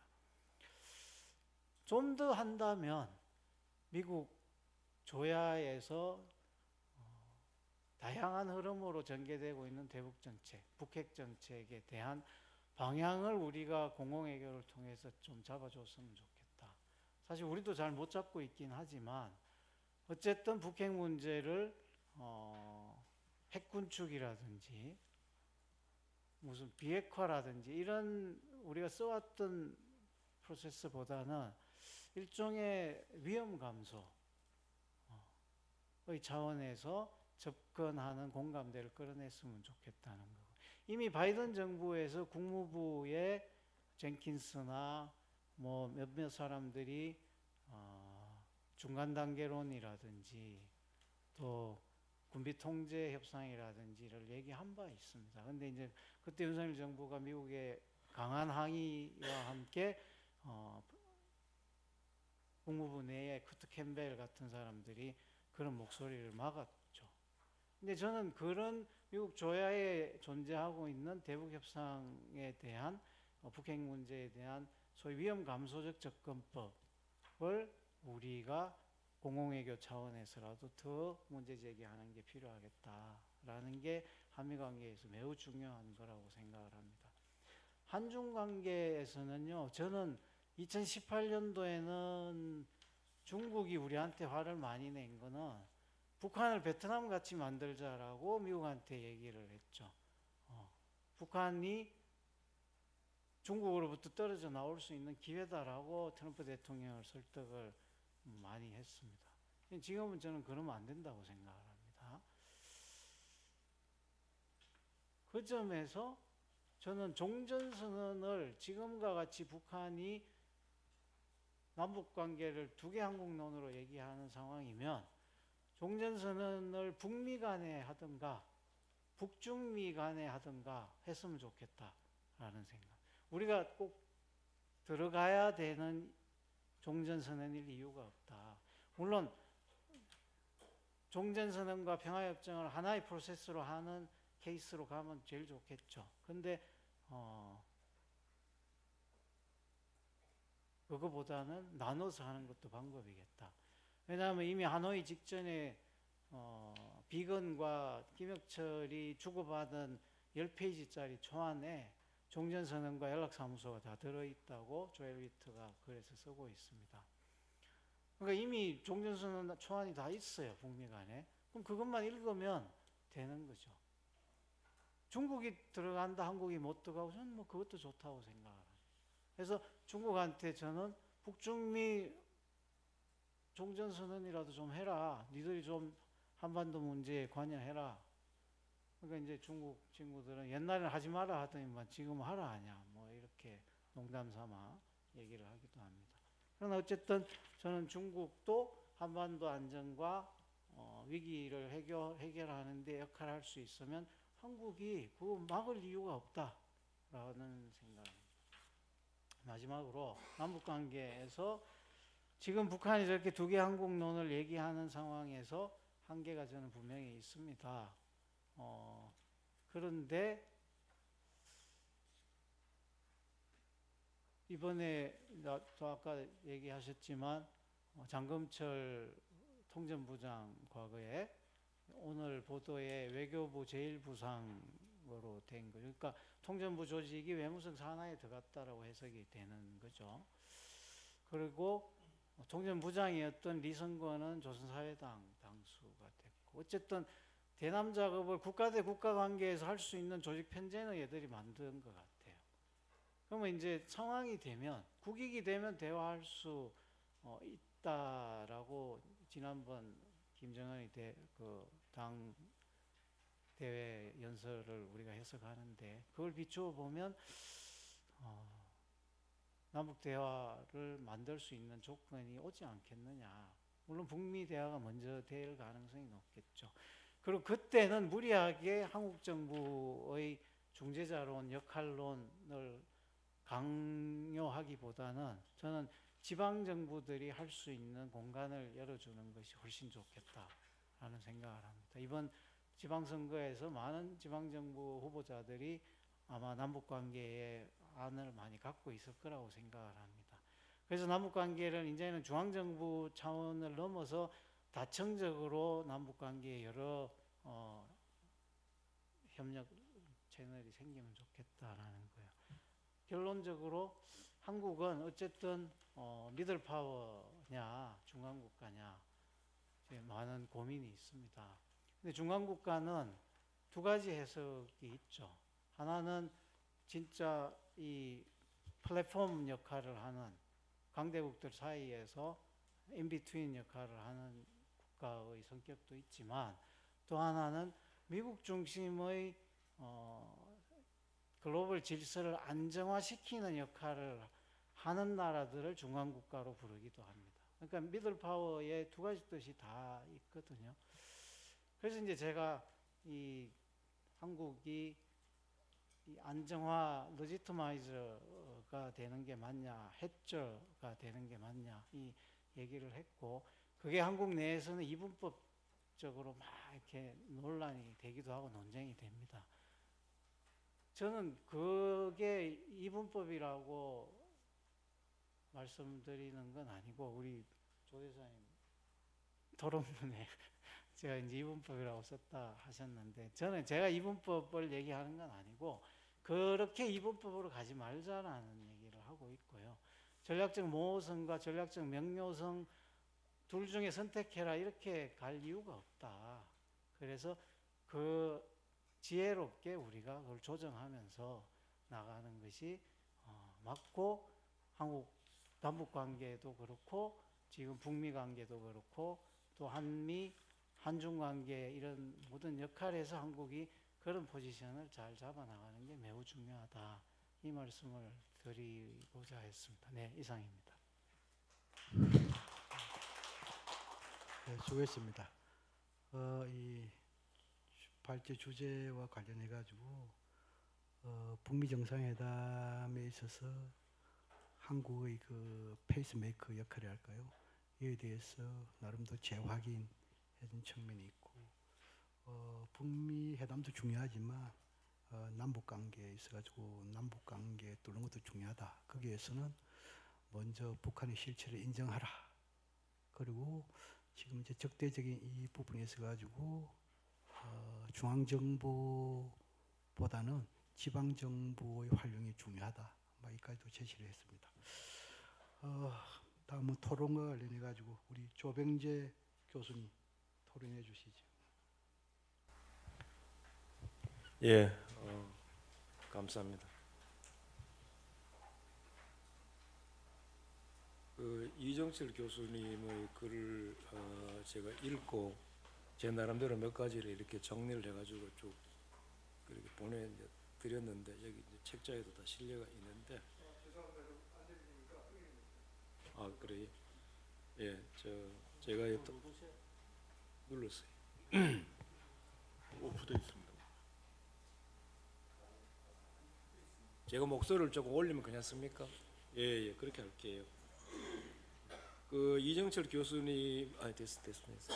그 글에 대해서 제 토론문을 이제 만들어 가지고 보내드렸고 여기 정리가 되어 있습니다만은 우리 교수님이 미리 모두에 두 개의 소스를 쓰셨다 이런 식으로 해가지고 그냥 미리 이렇게 그 예방을 딱 이렇게 하시니까 그 다음에 제가 이해가기가 좀 쉽지 않은 그런 상황이 됐는데 그 교수님이 쓰신 말씀, 쓰신 얘기 그 다음에 하신 말씀 중에서 뭐 북미가 이제 만날 것이냐 만나지 않을 것이냐라고 하는 이런 부분에 대한 그는 뭐 해석이나 분석 그리고 그 결론을 어떻게 내느냐에 따라 가지고 시각이 이제 여러 가지 다를 수가 있으니까 제가 그 부분에 대해서 굳이 언급을 할 필요는 없을 것 같고요. 저는 그 말씀도 하셨고 이제 여기 글로 발제문에도 이제 쓰시는 것 중에 한 2가지 정도를 좀 조금만 더 얘기를 해봤으면 좋을 것 같습니다. 북미가 만나 가지고 그 다음에 또 북중미가 만나 가지고 만나 가지고 그 종전선언 같은 거를 하는 부분인데 이게 종전선언이 되고 그 다음에 정치적인 의미로만 끝나는 것 같으면 그냥 정치적으로 우리가 전쟁이 이제 끝난 거다 이렇게 선언하고 끝나는 것 같으면 이게 어쩌면 뭐 수용이 될 수도 있겠어요. 그런데 모든 선언이라는 게 일단 하고 나면 그 다음에는 그 선언의 이행 과정이라는 게 있게 돼 있습니다. 그러니까 종전이 됐다 이렇게 하면 그냥 말하고 뭐 그냥 밥 먹고 그걸로 끝나는 게 아니죠. 그 다음에는 이 종전으로 선언된 이 상태를 어떻게 계속 구체화해 나갈 것이냐라고 하는 걸 가지고 관련국들이 이제 얘기를 하게 되어가 있을 것 아니겠습니까? 그런데 이거를 처음부터 그러면 북미 간에만 한다. 그 다음에 북중미 사이에 이렇게 한다라고 하면 이 실천해 나가야 되는 과정, 그러니까 한반도의 종전 상태를 만들어내고 그걸 지켜나가야 하는 당사자는 틀림없이 남한이 될 텐데 그 과정을 어떻게 남한이 같이 끼어 들어가 가지고 이어나갈 수 있을 것이냐라고 하는 부분에서 쉽게 답이 안 나올 수가 있겠다라는 생각이 저는 듭니다. 지난 2018년 9년에도 종전선언 얘기가 많이 나왔습니다만은 이게 남한의 역할이 한국의 역할이 전제가 되지 아니한 상태에서의 종전선언은 아니었던 걸로 저는 이해를 하고 있거든요. 그러니까 종전선언이 그게 뭐 올 수 있고 그다음 안 올 수도 뭐 있겠지만은 여기에는 한국의 역할이 완전히 처음부터 보장이 되는 역할이 주어지는 그런 식으로 나가야 된다라는 말씀 제가 하나 드리고 싶고, 그 다음에 또 하나는 이제 전략적 모성과 전략적 요성 부분이 이게 이제 이분법적인 대립이 아니다라고 이제 이렇게 얘기를 말씀을 하셨는데, 사실은 이걸 가지고 우리가 지난 한 10여 년 이상 우리 내부에서 논쟁이 무지 많았었죠. 뭐 남북 관계도 그렇고 그다음에 미중 경쟁, 전략 경쟁이 격화되는 과정에서 한국이 어떠한 위치 잡기를 해야 되느냐라는 걸 가지고 논쟁이 되게 많았었죠. 모성을 취해야 된다. 그다음에 선명성을 취해야 된다라고 하는 이런 얘기가 이제 많이 있었기 때문에 사실 이거는 제가 보기에는 두리뭉실하게 갈 문제는 아닌 것 같아요. 그리고 이 문제에 대해서는 지금 더 이상 우리가 논란을 할 필요도 없는 것이, 작년 8월에 이재명 대통령께서 워싱턴에 이제 가셨고 거기에서 CSIS에서 간담회를 하는 과정에서 안미 경중은 더 이상 가능하지 않다라고 이렇게 얘기를, 그런 여건이 이제 아니다라고 얘기를 하셨지 않습니까? 저는 그걸로 가지고 이 논쟁은 일단 우리 국내에서는 종지부를 찍었다라고 저는 봅니다. 한국은 모성을 선택할 여지는 이제 없고 그 여건이 아니다라고 대통령의 발언으로 이렇게 이제 이야기를 했고, 그렇다면 뭐냐, 남은 거는 전략적 선명성이고 전략적 명료성이거든요. 그렇다고 해가지고 그 다음에 이재명 정부가 하고 있는 게 양자택일이냐, 뭐 미국과 중국 중에 하나를 선택한 거냐, 그러니까 안미 경중이 아니다 이렇게 했으니까 미국을 완전히 선택한 거냐, 또 그런 차원은 저는 절대로 아니라고 봅니다. 뭐 길게 제가 설명드릴 시간도 없을 것 같습니다만은 큰 틀에서의 그 안미 경중 가능하지 않다라고 했으니까 한국이 미국과의 동맹을 대외 정책의 근간으로 삼는다라고 하는 부분은 명확하게 이제 선언을 한 거고, 그렇다고 해가지고 그러면 중국과의 관계가 단절이냐 분리냐, 그건 또 아니라는 거죠. 그다음 에서 어떻게 설계해 나가느냐라고 하는 것은 그 설계의 구체적인 형태 같은 것은 그 이후에 10월에 시진핑 주석이 여기 왔을 때, 그 다음에 1월에 이재명 대통령이 베이징으로 갔을 때 거기에서 양국이 합의한 여러 가지 내용 중에 상당 부분 구체화되어 있다고 생각을 합니다. 저는. 그리고 하나를 더 추가를 하자면 남북 간의 관계에서 꼭 이렇게 이제 중앙 정부가 나서 가지고 하지 않아도 되는 영역들이 꽤 많이 있을 수 있다고 생각이 돼요. 그러면 예를 들면 비군사적인 부분이랄까, 아니면 뭐 인도적인 사업, 그다음에 뭐 농업 관련 사업, 뭐 이런 여러 가지 부분에서 지방 정부 차원에서 뭐 일이 이렇게 진행될 수도 있는 그런 영역도 많이 있는데, 이 여기까지 가는 과정에서는 저는 그 중앙 정부가 제 역할을 다 해야 된다고 생각되고, 이 순서가 거꾸로 돼 가지고 지방 정부가 먼저 나서는, 그러니까 중앙 정부와 연결되지 않은 선에서 지방 정부가 먼저 나서는 것은 우리가 남북 관계를 이끌어 나가는 과정에서 상당히 좀 조심해야 될 부분이 아니냐, 저는 그런 생각이 듭니다. 그리고 나머지 부분에 대해서는 뭐 제가 또 굳이 코멘트를 안 해도 될 것 같은데, 북미 정상회담이 가능하냐라고 하는 이런 부분, 저는 여기에 사실 오늘 제가 토론하고 있는 이 주제의 제목이 북미 정상회담을 성사하기 위해 한국이 하는 역할이라고 이렇게 되어 있는데, 저는 여기에도 전제가 깔려 있다고 생각이 되거든요. 우리가 성사시키기 위해서 하는 이 북미 회담은 한국의 국익이라는 관점에서 보았을 때 이익이 되는 방향으로 이게 성사가 돼야 되는 거지, 이게 만약에 한국이 한반도 문제 논의에서 뭐 예를 들면 배제가 된다든가 하는 식으로 해가지고 우리 국익이 오히려 훼손될 그럴 가능성이 있다면 이걸 성사를 위해서 한국이 일을 해야 된다라고 하는 그 부분에 대해서도 나는 이거 재점검이 이루어져야 될 것 같다. 저는 김민석 총리께서 지난번에 가서 그쪽에서 전달한 그 여러 가지 방안과 내용이 한국의 어떤 향후 주도적인 역할을 전제로 하지 않았다고는 저는 절대 생각하지 않습니다. 토론 마치겠습니다. 네, 우리 조병주 교수님 수고했습니다. 오늘 마지막 토론자 구가부 교수님 해주세요. 예, 고맙습니다.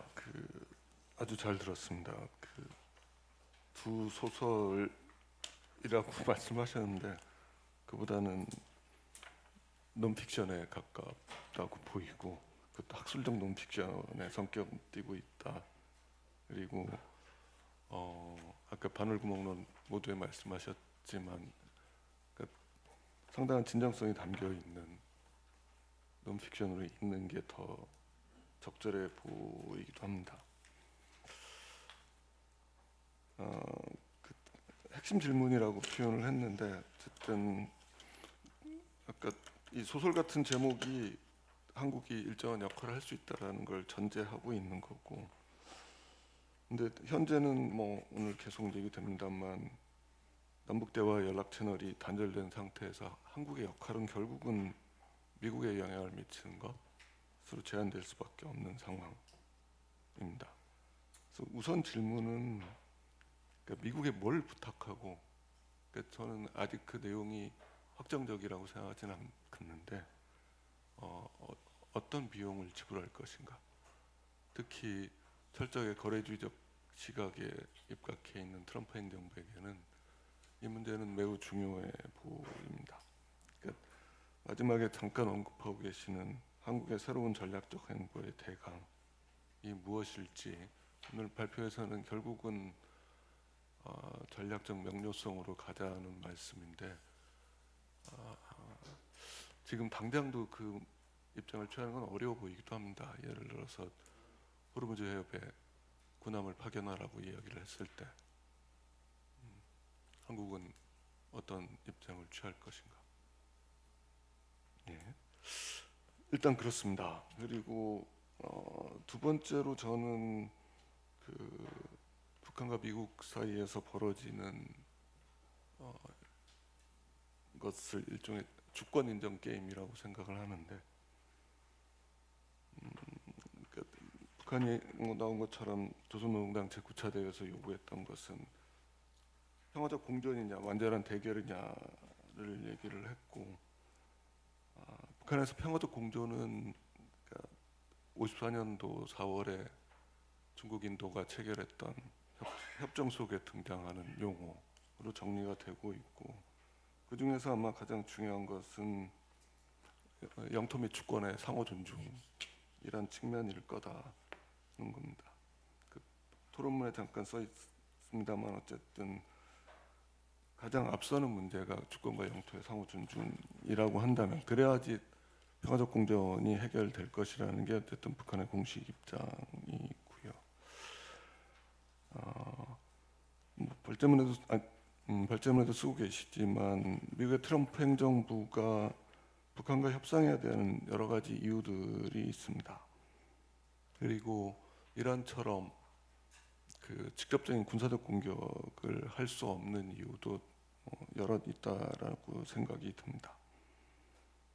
그랬을 때 북미 협상에서 최종적인 성과물을 무엇으로 잡을 것인가를 좀 생각을 해보면, 이젠 트럼프 대통령이 노벨 평화상 받는 건 물 건너갔다라고 생각을 하지만, 북미 관계에서 한국 전쟁의 종언을 넘어서는, 그러니까 어떻게 보면 정전협정을 평화협정으로 대체하는 문제 정도 성과가 있어야만 만약에 노벨 평화상을 받을 수 있는 거 아니겠는가, 그런 생각입니다. 근데 그 북한과 미국의 주권 게임, 그러니까 주권 인정 게임에는 몇 가지 특이성이 있는데, 그러니까 인정 게임 자체의 모델 중에 하나가 그 해겔이 정신현상에서 얘기하는 일종의 주인과 노예 변증법인데, 굉장히 역설적인 결과를 낳는 형식으로 해겔은 글을 쓰고 있습니다. 그 일종의 주인과 노예라는 비유처럼 북한과 미국 사이의 일종의 근원적인 비대칭성이 사실은 있는 셈이고, 그 북한의 핵 개발이 일종의 미국에 대한 인정 투쟁인 이유도 사실은 이런 근원적인 비대칭성 때문에 있다라고 생각합니다. 두 번째는 그 현재 북한과 미국의 주권 인정 게임은, 그러니까 북한이 헌법 얘기를 하는데 그걸 북한판 일종의 핵 헌정주의 같은 모습이다라고 생각을 하는데, 그 주권국가 상호 인정은 결국은 전략국가 내지는 핵국가 인정으로 귀결되는 게임일 수밖에 없다고 생각을 합니다. 특히 북한이 이번에 그 구자당대 보도 영문판을 보면 트럼프가 사용했던 뉴클리어 파워란 대신 뉴클리어 웨펀 스테이트라는 표현을 쓰고 있는데, 결국은 그렇게 될 수밖에 없는 측면이 있는 거 아니겠을까? 그러니까 북미 협상이 시작이 된다면 그런 생각을 갖고 있고, 근데 문제는 핵국가 인정이 갖는 효과 문제입니다. 그러니까 만약에 북한이 갖고 있는 반격 능력을 포함한 핵국가 인정이 이루어진다면, 그러니까 많은 억제 이론가들이 얘기하는 것처럼 굉장히 역설적으로 그걸 평화라고 이름 붙일지 모르겠습니다만 일종의 한반도 안정의 효과는 만들어낼 수 있는 측면이 있다는 거죠. 그러니까 한국 입장에서 보면 일종의 딜레마 상황에 처하게 되는데, 인정이 만들어주는 안정의 효과와 인정을 했을 때 생길 수 있는 직관적으로 보이는 국내 정책 반발, 정권으로서는 굉장히 그 위기에 처할 수도 있는 상황이 될 수도 있습니다. 그랬을 때 한국 정부가 지금 취해야 할 입장은 무엇일까? 라는 사실은 고민이 있습니다. 발제자에 대한 일정한 질문이기도 하고요. 그리고 마지막으로 이제 몇 가지 작은 질문들이라고 포함되어 있는데, 글을 읽으면서 좀 재밌었던 것들, 좀 물어보고 싶은 것들에 대한 몇 가지입니다.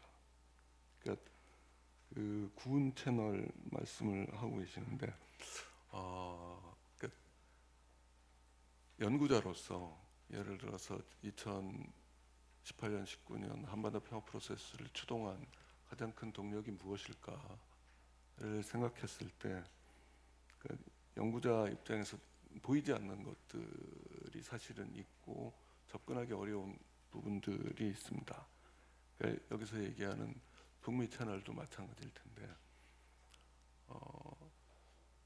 그러니까 다시 2017년으로 돌아가서 2017년 5월이죠. 사실은 실제 그 굉장히 거친 담론이 오갈 때 미국에서 코리아 미션 센터라는 게 만들어졌던 시점인데 결국은 한반도 평화 프로세스 북미 협상을 이끌었던 동력이 도대체 뭐라고 생각을 해야 될까 하는 좀 고민들이 좀 있습니다. 뭐 거기 써 있는 건 좀 부수적인 질문이지만 그 채널이 지금도 작동하고 있느냐 아니냐의 여부가 향후 북미 협상을 결정하는 핵심 변수가 되지 않을까라는 고민 때문에 여쭤보는 거고요. 두 번째는 핵중 외교와 관련된 부분인데 저는 2019년에 북한이 했던 핵중 외교와 지금 하고 있는 핵중 외교가 뭐 같은 형태일 수 있지만 조금은 차이가 있다. 그 차이의 핵심이 전 조로동맹이라고 생각하는데 개인적으로는 아까 조로동맹에 대한 평가를 발제자 말씀하셨는데 전 그것보다 더 중요한 것은 조로동맹을 통해서 북한이 얻을 수 있는 경제적 성과라고 생각을 하고 있습니다. 많은 부분 그러니까 그 북한이 이번 구타당대에서 자랑하고 있는 경제적 성과들도 조로동맹에 기반한 것이 아닐까라고 생각한다면 주고받은 것이 꽤 많은 동맹이지 않을까라는 생각을 좀 해보고 있고요. 세 번째 뭐 간략한 질문입니다만 이번 구타당대 보도에서 뭐 재밌게 본 표현이 저는 다무체계라는 표현인데 그러니까 영어로는 멀티래터럴 시스템이라고 표현을 했었는데 그 흥미로운 거는 2002년인가에 출간된 북한 국제법 사전을 보면 멀티래터럴리즘에 대한 언급이 없습니다. 그러니까 어떻게 보면 뭐 연구자로서의 질문인데 그리고 현존 국제 질서를 다무체계라고 표현하는 것 또 매우 흥미로운 표현인데 많은 추상적인 질문입니다만 북한적 국제관계론이라는 것들이 있다면 뭐 대부분 제국주의론으로 단순화할 수 있었을 텐데 그것들의 어떤 근본적인 변동 뭐 그런 것도 있는 거 아닐까라는 생각이고요. 사소한 질문이지만 그 핵보유국주의가 인정되면 아까 뭐 연합군사훈련 같은 게 문제가 안 된다고 말씀하셨는데 그렇다면 한국 정부 일각에서 계속 얘기되고 있는 연합군사훈련 조정을 통한 남북관계 개선이라는 이제 선택지는 아예 없어진 것인지 뭐 그런 고민도 좀 있고요. 그 종전선언과 관련해서는 그러니까 이번 구타당대 보도에서 보면 전쟁 중 두 교전국 관계가 사실은 빠졌습니다. 저는 어떻게 보면 북한이 종전선언의 대상으로 한국을 배제한 것 아닐까. 그러니까 남북 관계는 전쟁 중인 두 교전국 관계는 아니란 얘기를 하는 듯한 느낌이 좀 있었고 또 하나 종전선언보다는 조금 더 적극적인 형태 뭐 누가 깨야 될지는 잘 모르겠습니다만 평화협정의 개시를 알리는 선언 내지는 평화선언 형태에 좀 적극적인 대안도 좀 고민될 수 있는 거 아닐까 이런 생각도 해보고요.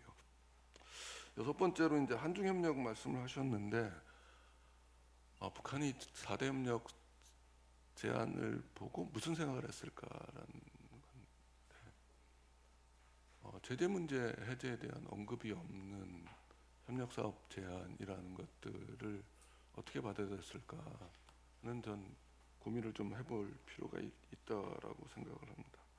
그리고 뭐 자세히 말씀을 안 하셨습니다만 더 이상 시혜적 대상이 아닌 북한의 실체를 인정하기 위해서는 개인적으로는 무엇보다도 북한을 주권 국가로 인정하는 작업들이 우리 내부에서 진행되어야 되는 거 아닌가라는 생각이 있고요. 마지막으로 이건 정말 개인적인 질문인데 문재인 정부 당시 전작권 전환을 위한 한미 군사 연습의 강행과 남북 대화의 재개가 병행될 수 있었다고 믿었던 이유가 도대체 뭘까? 정말 궁금합니다. 그리고 북한이 한국의 전작권 전환을 반길 것이라고 전제한 이유 또 정말로 궁금한. 그럼 문 대통령한테 물어보세요. 한참 그 당시 많은 얘기를 나눴던 주제인데 한번 여쭤보겠습니다. 이상입니다. 예, 우리 고하우 교수님 수고했습니다. 박수 한번 쳐주지. 우리 고 교수님은 토론문 분량은 제일 작은데 답변의 분량은 제일 많은 것 같아요. 우리 이정철 교수님 잘 준비해 주세요. 이상으로 제2 세션에서 두 분의 발제자와 그리고 네 분의 토론 모두 마쳤습니다. 시간이 좀 있기 때문에 먼저 두 분의 발제자 토론하신 분들의 직간접적인 질문 여기에 대해서 답변을 한 3분 정도 축약 가능하겠죠? 그래서 먼저 우리 조영환 부원장님부터 좀 해주시죠. 예, 저한테는 뭐 직접적인 질문이 없어갖고 아까 그 발제문 말미에 이야기를 하려다 말았던 부분에 대해서 조금 보완하는 이야기를 드리고 마칠까 합니다. 마지막에 적으려고 했던 거는 이제 그런 겁니다. 지금 직접 교류가 없는 상태 그리고 직접 교류가 한동안 어려울 것 같은 상태에서 남북 협력 사업을 어떻게 설계해야 될 거냐의 문제입니다. 이제 북한이 준비될 때까지 기다렸다 하는 게 최선이겠지만 그렇게 되면 그 실제 남북 교류를 해왔던 혹은 대북 지원 사업을 해왔던 활동가들, NGO들은 다 사라져 버릴 겁니다. 이미 그쪽 생태계는 거의 붕괴됐다고 보는 게 맞고요. 2008년, 10년 이후에 이미 15년 이상 굉장히 경색되어 있는 관계가 지속됐었기 때문에 사실상 지금은 거의 그 메이저 활동 기구들 정도 남고 거의 사라져 버린 상태라고 생각을 합니다. 그런 의미에서는 이정철 교수님 말미에 말씀하신 비정부 주체에 대한 관심이라는 거는 그 북한 관련 혹은 남북 교류 관련된 생태계 보호와 관련돼서 굉장히 중요한 문제라고 생각하고요. 그러면 지금 뭘 할 거냐의 문제입니다. 그러면 뭐 몇 가지 기준이 있어야 되겠죠. 북한의 참여가 기대하기 어렵다면 북한의 참여와 무관하게 이 프로그램이 굴러가야 됩니다. 북한이 참여하지 않더라도 이게 계속 굴러갈 수 있어야 되는 게 사실 바람직한 거죠. 그리고 가능하다면 그 안에서 한국의 역할이 좀 두드러지는 부분이었으면 좋겠고, 그리고 북한이 자신들의 수요를 충족시키기 위해서 언젠가는 가입하는 게 훨씬 더 유리한 뭔가를 만들어내야 되는 게 맞다고 생각합니다. 예컨대 지금 북한의 수요를 생각하면 관광, 그리고 지방발전 20곱하기10 뭐 이런 사업을 하잖아요. 지방발전 중에 예컨대 보건에 초점을 맞춘다고 하면 소극적으로 생각하면 이런 겁니다. 예컨대 북한의 관광 사업 중에 제일 핵심 지역이 원산 갈마라면 예컨대 환동해권 국제관광 네트워크라는 게 굴러간다고 생각을 하면 이거는 사실 북한의 참여와 무관하게 굴러갈 수 있는 거잖아요. 근데 이게 만들어져 있는 상태는 있다고 하면 어느 시점인가 북한은 여기에 참여를 할 수 있다라는 기대를 가지고 만들 수 있는 거고, 더 적극적으로 간다고 하면 코로나 이후에 관광은 검역하고 관련이 있습니다. 근데 관광과 검역을 연결시켜진 국제 프로토콜을 만약에 적극적으로 한국이 만든다. 그리고 그게 동아시아 지역에서 혹은 어떤 동아시아 지역에 유행할 가능성이 있는 어떤 질병과 관련된 논의들이 시작이 된다라고 하면 북한도 관광을 성공시키려면 여기엔 참여를 해야 되는 거죠. 보건도 마찬가지입니다. 보건도 북한이 병원을 지을 수는 있지만 설비도 돈만 있으면 넣을 수 있지만 사람은 돈으로 사기 어렵습니다. 이건 상당한 시간이 걸려야 인력이 키워지는 거잖아요. 근데 보건 인력 양성과 관련된 동아시아의 혹은 뭐 여하튼 국제적인 어떤 프로그램이 만들어진다. 그리고 그 공통의 인력을 만들어내기 위한 커리큘럼을 개발한다라고 하면 북한도 여기 참여하는 것이 사실은 자기네 인력을 외부에서 수급해야 된다고 하면 굉장히 필요한 거고, 이미 북한은 그 인력 수급과 관련돼서 중국 쪽에서 인력 개발과 관련된 이야기들을 하고 있는 것 같은데, 그런 것들이 굴러가야 사실은 지금 북한의 참여가 없더라도 굴러갈 수 있을 것이고, 언젠가는 북한을 끼워 넣을 수 있을 것이고, 원한다면 사실은 이거는 강대국 경쟁의 경계를 관통했으면 좋겠다. 예컨대 한중일 이렇게 들어가면 중국이나 러시아가 참여한다는 것은 미국, 일본하고 이렇게 냉전적인 갈등 구조를 넘어서는 협력을 만드는 거잖아요. 이거는 사실 북한과 무관하게 우리의 대외 전략을 위해서도 굉장히 중요한 부분이라고 생각합니다. 그런 것들을 만들어낼 수 있다면 어쩌면 그 아까 정영철 교수님 말씀하신 것처럼 북한의 담론이라는 것은 필요에 따라 전 바뀐다고 생각합니다. 지금 굉장히 강경해 보이지만 언젠가 바뀔 것이고, 바뀌었을 때 그때 새롭게 준비하기보다는 지금 무언가를 준비해 놓으면 그때는 훨씬 쉽게 갈 수 있을 거다. 조금 지금 할 수 있는 것들에 대한 고민들이 또 필요하지 않을까 이렇게 생각합니다. 이상입니다. 이정철 교수님 한 3분 정도 답변 부탁드립니다. 제가 할게요. 하세요. 네. 그 안전보장 관련해서 한국의 역할이, 저는 개인적으로는 안전보장 같은 문제는 상대 수익 개념을 너무 깊게 들이대면 우리가 되게 위험할 수 있다는 생각을 하고 있습니다. 절대 수익의 개념을 잘 우리가 판단해야 된다는 거고요. 그다음에 대사님 지적하신 전략적 모호성, 이건 뭐 이미 이제 이재명 대통령 입장이 분명해졌다, 저는 동감하고요. 근데 이제 제가 지금 말씀드리는 거는 미중 관계의 한국 포지션만 요 개념이 사용되는 건 아니고, 지금 우리가 예를 들면 명료성으로 가면 북한의 비핵화, 이게 제일 명료하죠. 근데 이제 조금 모호하게 해서 한반도 비핵화 이렇게 써왔고, 지금은 핵 없는 한반도 이렇게 쓰자는 거거든요. 더 모호해지는 거죠. 그러니까 이제 협상을 위해서 우리가 이 전략적 모호성과 외교적 모호성을 어떻게 활용할 것이냐, 이건 이제 뭐 외교 대상이 아니라 이슈에 대해서 이거를 적용할 때 이런 거죠. 제 얘기는 그거를 이제 저희가 때로는 명료성과 때로는 모호성들을 잘 조합해서 하는 게 중요하다, 이제 그 말씀을 제가 결론에서 드렸던 거고요. 국가 박사님 뭐 여러 개 많은데 다 말씀드리기엔 1분 30초밖에 없어서, 어쨌든 그 주권 인정 게임에서는 저는 북한이 둘 다 해체하자라는 포지션, 주한미군 나가고 핵무기 나가고, 이 포지션에서 주한미군 있고 자기들 핵무기 있고 이게 바뀌었다고 생각을 하거든요. 그러니까 둘 다 상호 인정 게임으로 가는데 우리는 인정을 안 하고 있죠. 북핵 인정할 수 없고 주한미군은 네가 인정해야 되고, 이게 우리 포지션이죠. 근데 이제 그게 바뀔 때가 됐다고 생각을 합니다. 그러니까 둘 다 인정하는 방법은 뭐냐? 지금은 소위 CNI 해서 우리 확장억지와 한국 재래식 전력을 통합하는 거고, 북한이 지들 나름대로 CNI를 하고 있죠. 이게 상호 인정되는 관계에서 이제 저희가 협력이 시작되면, 저는 그게 아까 두 가지 조건 중에 핵 보유국지는 인정되고 대신에 군사훈련은 한미가 하게 되는 그 상황이 되는 거죠. 그래서 지금 CNI 상황에서의 상호 인정 문제, 이걸 이제 고민할 때가 됐다, 이제 이런 거고요. 여러 가지 많은 질문들에서 다 드릴 수는 없고,